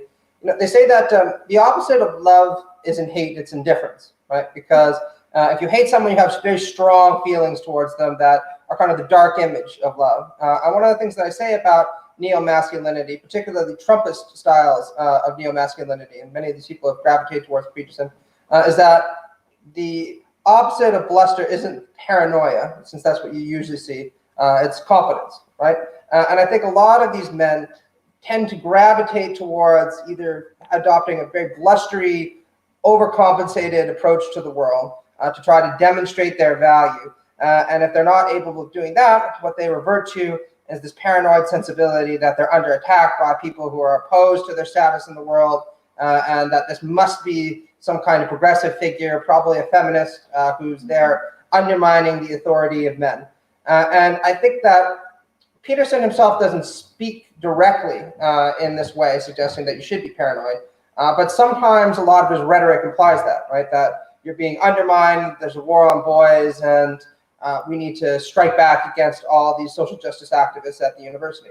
And I feel that this is really the wrong way to go about reaching out to these men. I think that what we should be trying to do is instill in them not a sense of paranoia that they're being undermined by feminists, but a sense of confidence that will allow them to move away from bluster and paranoia and lead rich and fulfilling lives. And I think the kind of rich and fulfilling life we should be orienting people towards is one of communal engagement, making your society a better place, and in particular, making it a fairer, more democratic place. So we have a new question. At Greg, Peterson is writing a second book. Will your passion for this project develop into a second book? So I'll let Greg answer that. Maybe he can become the guy who just publishes Peterson monographs. But Jesus, I hope not. I certainly won't be writing anything. I think I've done enough aggregate background work to more than spell a good critical rejoinder to his positions. If it really is what we have been led to believe, which is 12 more rules, then maybe he will have actually achieved his desire to impose enough order that he'll have to start instantiating some chaos to tip that back over. But I don't think he's really going to be able to extend his celebrity any further either, though, and I think that's going to be the bigger natural limit on how much attention that this gets. Well, I just want to say quickly that if we do another book, I have decided by fiat that the title is going to be called More Myth and Mayhem Beyond Order, and we're going to try to get Richard Wolff for the beginning. It should just be a total dialectical sublation of the whole thing altogether, I think, shouldn't it? Yeah, well, we can discuss that later, yeah. I should say also that I certainly have no plan on writing about Peterson again. I've more or less said everything that I possibly could have by this point, and I imagine if I wrote another article on him, I would make myself feel sick because it's all I've been doing for the last little while. So nothing is planned as of yet. Although who knows? If I read 12 Rules more, sequels are almost always a letdown. But if it inspires me intellectually to get angry or to get frustrated, then maybe something will come of that. Who knows? Okay, so let's move on to our last. Or does anybody have any? Should we go till 10 past because we started 10 minutes late? Yeah, that's what I'm doing. I'm looking for our last question. Okay. Audience. Got to give the people value. Yeah. Yeah. If anyone wants to chime in while I'm scrolling through the feeds, that'd be cool. Yeah, just post any other question right now if you want to. Okay. I thought it was interesting what you were saying, Marion, because it's like, what is that?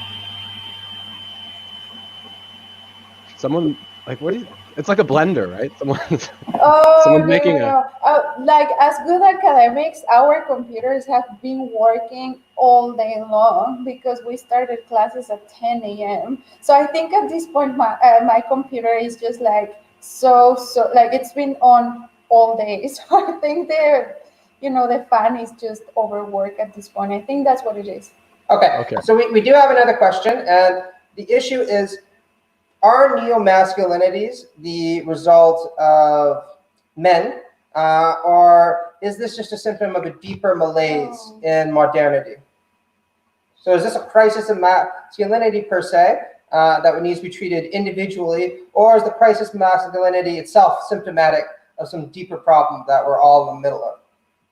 And I will say, Ben, why don't you start with that one, since you seem to be a little lit up by that question. So. So the question I caught at the end was about whether the crisis of masculinity that Peterson has maybe tried to address is a result of larger crises that might afflict us all, and yes, that's. So just to, briefly plug one of the many Peterson essays that Matt is referring to, is that, that he or I or Conrad combinations wrote to promote the book. There's one that Matt and I wrote together that just came out in Jacobin today.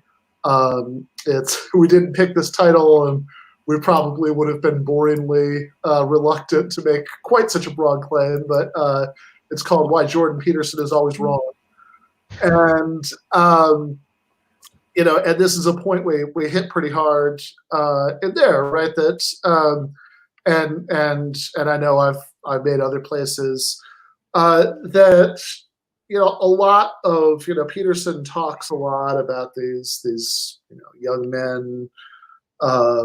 Who come to him with these problems, or who are interested in his advice, etc. And a lot of what he's describing, some of it is specific gender anxiety, of course. Then some of it really is about the fact that there has been positive social progress on that front. But I think oftentimes liberal critics of Peterson fall into the mistake of thinking that it's all just sort of petulant resentment at positive social progress towards gender equality, because a lot of what he's describing is just atomization and alienation, and a lot of that isn't the result of feminism, much less this vaguely defined boogeyman of like postmodern neo-Marxism or whatever. It's the result of neoliberalism, capitalism in the face of neoliberalism. That, as that passage I think Matt quoted earlier, that all this solid melts into air, and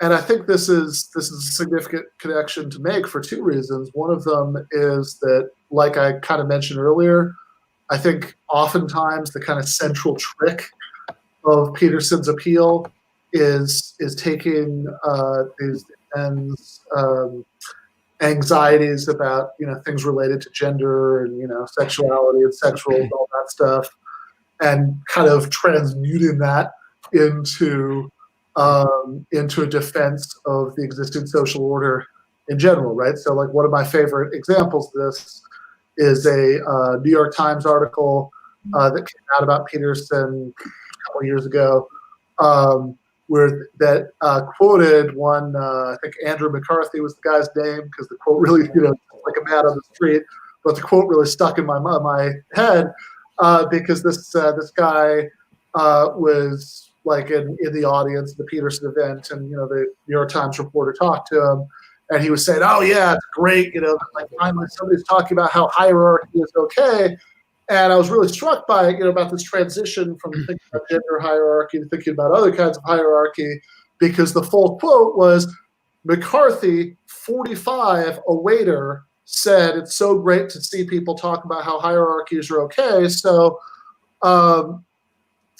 45, you're a waiter. How's that economic hierarchy working out for you? Right? You don't seem to be a beneficiary of that. And I think just to wrap up the point, I would say that this is all a double-edged sword, because while I think various participants in this have correctly accused Peterson of having a double standard in his evaluation of capitalism, and and his not really considering the way capitalism often serves to undermine traditional communities and the sort of value structures that they have. We don't want to fall into the equal and opposite inconsistency, because after all, oftentimes that sort of work of capitalism in relentlessly breaking down anything that's inconvenient to us actually does result in things that we would regard correctly as positive social progress, right? I mean, there is an extent to which capitalism has egalitarian consequences in certain areas, right? That like just certain kinds of petty prejudices are not very good for business, right? That like you want the most qualified, person to fill your corporate bureaucracy, not necessarily, even if that person is, trans or whatever, right?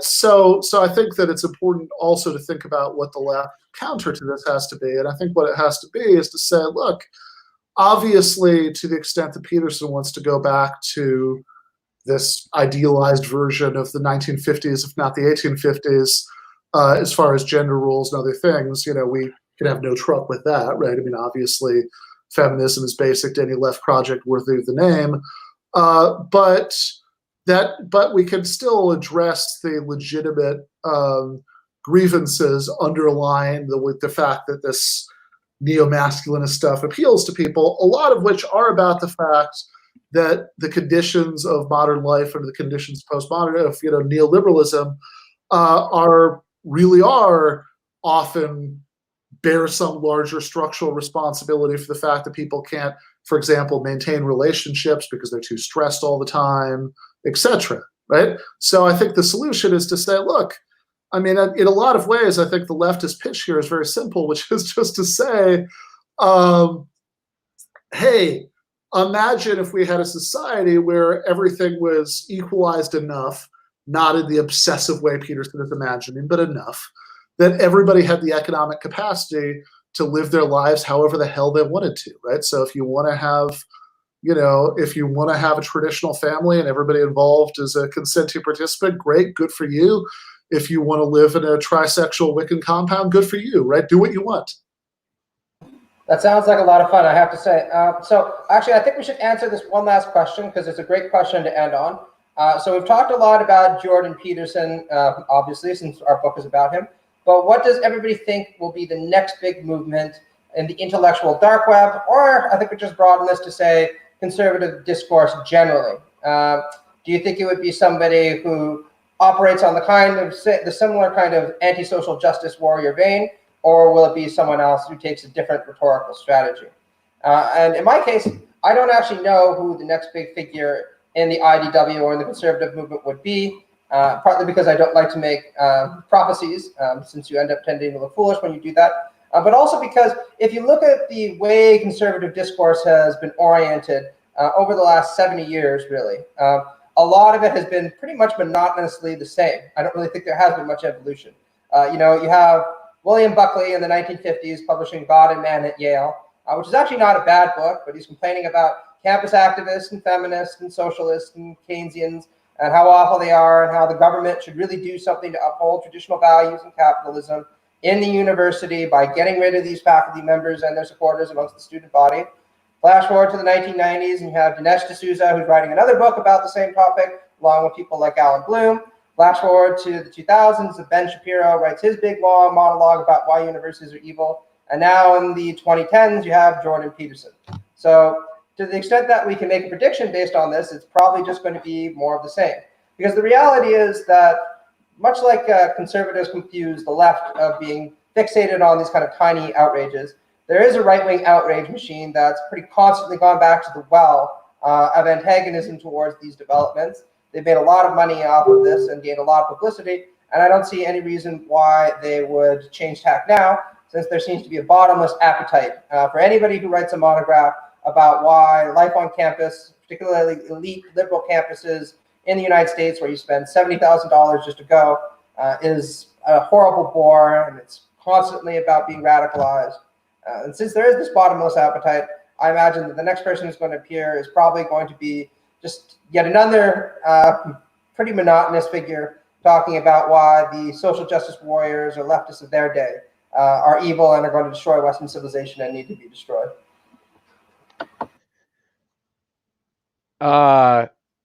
Yeah, so I guess I will weigh in on that a little bit. I have a bit of a different view than Matt's. You know, with regard to it may be the case that there hasn't been this sort of comprehensive evolution of conservative thought throughout the 20th century, though we should note that it's very interesting that, you know, things that were certainly not considered conservative in their time, right, like psychoanalysis, can now be deployed, as with Peterson, in a way that would be conceived as conservative. So it's important to acknowledge that those shifts occur.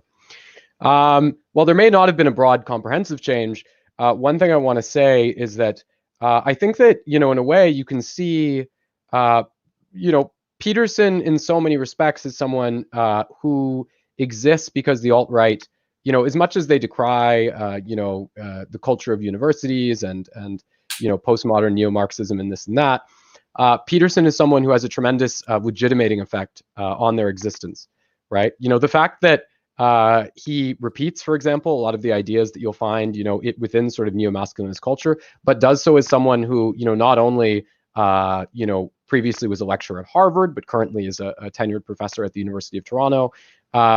You know, like he enjoys a certain cultural prestige, right? Well beyond the sort of provocateurs that we find writing, you know, and Breitbart or something like that. And I think it's very clear that he represents an improvement from who was the big guy before him, like Milo Yiannopoulos, right? The sort of gay Greek-British clown or whatever. Yeah, like, you know, it was just totally nonsense, right? But I think, you know, I say in the beginning of my, in the little introductory piece to my section in the book, I say that, you know, Peterson represents, you know, whatever his faults, he represents such a seismic improvement philosophically upon the likes of Yiannopoulos that it, you know, it's possible that should the alt-right continue to, you know, permeate the culture, that they may one day get their Heidegger, right? And so we know, obviously, someone like Martin Heidegger, you know, the fact that the Nazis were able to acquire the fidelity, you know, of a thinker of such sort of illustrious prestige, you know, in terms of, you know, him being a student of Husserl and the discourse of phenomenology, really, really attested to their penetration of the culture, right? So, you know, I think what we have to remember here is that, you know, putting aside this question of, you know, kind of general evolutionary change, we have to remember that, you know, the academy, you know, as Kant says, is sort of a battlefield, right? You know, if you want to talk about why there's, you know, why French leftist thought, right, has been so productive and so widely co-opted in North America as well, it's absolutely necessary to understand, you know, the tremendous power and authority commanded by the French Communist Party in the 20th century, and the fact that the most prestigious institutions in the entire country, you know, be it the Sorbonne or be it the ENS, you know, were in the 1960s and 70s controlled by that faction. So again, I think that if we're going to try to understand what could happen, we have to say that, you know, first of all, a lot of the attacks, you know, the left is already relatively weak compared to a few decades ago, and a lot of the, you know, sort of hysterical attacks on, you know, the culture of campuses and so forth are an effort to, you know, debunk or overthrow the presence of the left, in one of the last remaining social institutions in which it commands any kind of authority. But I think we also have to remark that, again, should the alt-right continue to strengthen itself, that eventually I think it's inevitable that there's going to be someone, with considerably more bona fide intellectual, if not performative talent than Peterson, who will arrive on the scene. Ben, you have any comments on that? Yeah, I think Matt is right that if you look at the evolution from God and Man at Yale, right, the Buckley book, which I actually did read just last year, and I have to say it was before that, like, I think the most recent conservative book I read had been The Right Side of History by Ben Shapiro. So I can't tell you what a relief it was to read the version of this by somebody who could like string together like a readable paragraph like William F. Buckley. But if you look at the evolution from Buckley to Bloom to whatever these other authors you're talking about, I think you're certainly right that there's a lot of the same themes are being hit, about the cultural war, resentments, and everything. But I think Conrad's equally right that you can see a lot of shifts there, certainly in at least the style in which of presentation of these themes, what kinds of spokesmen are chosen to present them. Certainly if you compare William F. Buckley to Milo Yiannopoulos, who Conrad just mentioned, William F. Buckley was a hyper-conservative Catholic traditionalist who, there are certain rumors about him really liking to ask young male, National Review staffers to go skinny dipping with him. So who knows? But he, if he was gay, he was pretty closeted, self-hating. He talked about, I believe, famously in the '80s, said that people with AIDS should be branded so everybody would know who they were. If you look at the transition from Buckley to Milo, right, that like from this sort of Buckley kind of bordering on, like you expect him to be, hitting his head like one of the monks in Monty Python and the Holy Grail, to Milo, talking in public speeches about how much he loved, and I quote, black dick. Like there's certainly a major shift there. And I think the IDW itself, even though you're right, some of the themes, are very familiar to, anybody who's read Alan Bloom or William F. Buckley, the campus wars stuff. But the IDW is at least an interesting rebranding in terms of how it was packaged. And I think that even though that particular branding exercise has probably hit its sell-by date, right? I don't think any of those guys are really stressing it very much, except I guess maybe the Weinsteins.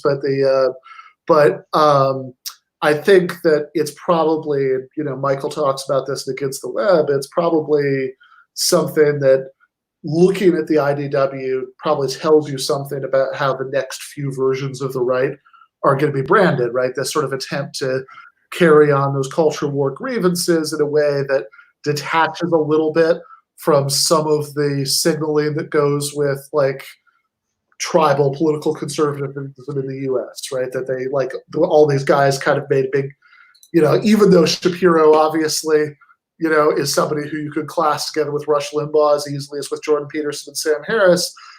When he did that rebranding and wrote The Right Side of History, he was trying to be a little bit more both sidesy. And like a lot of the rest of these guys would say things like, oh, I'm not a conservative, I'm a classical liberal. So I know you said that prophecy is foolish because you end up being wrong most of the time, but taking that risk, I'll offer a small prediction, which is that I think the next version of something like the IDW might be very similar to the IDW in a lot of ways, but my prediction would be that even though they'll be banging on about all of the same deathly boring culture war grievances about campuses and all that stuff, I think that the libertarianism is going to be replaced, at least to a degree, by Steve Bannon, Viktor Orban style authoritarian right-wing populism. Yeah, and I'm sure many of us will be very unhappy about that development, since say what you will about libertarianism, but at the very least they offer you the possibility of involving yourself in that Wiccan threesome that you were talking about, Ben. These new authoritarian postmodern conservatives seem a lot more willing to, oh, thank you very much, I am a butthead, seem a lot more willing to flirt with more draconian means of getting what it is that they want. But we just wanted to say thank you very much to everyone who was involved in this. We got some really great questions, and we were also looking at the chat and the live comments, and it seems like there was a bit of a robust debate that was going on there about some of the things that we're talking about.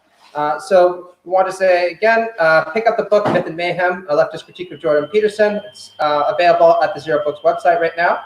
And just because I wanted to do a plug for it as well, you should absolutely check out Michael Brooks' book Against the Web. I just read it recently. You can read my review of it on Merriam-West. But Brooks's book is a fantastic rejoinder to the intellectual dark web. And I think he lays out a very interesting and stirring vision for a cosmopolitan left future. So with that, we wish you all a pleasant Friday.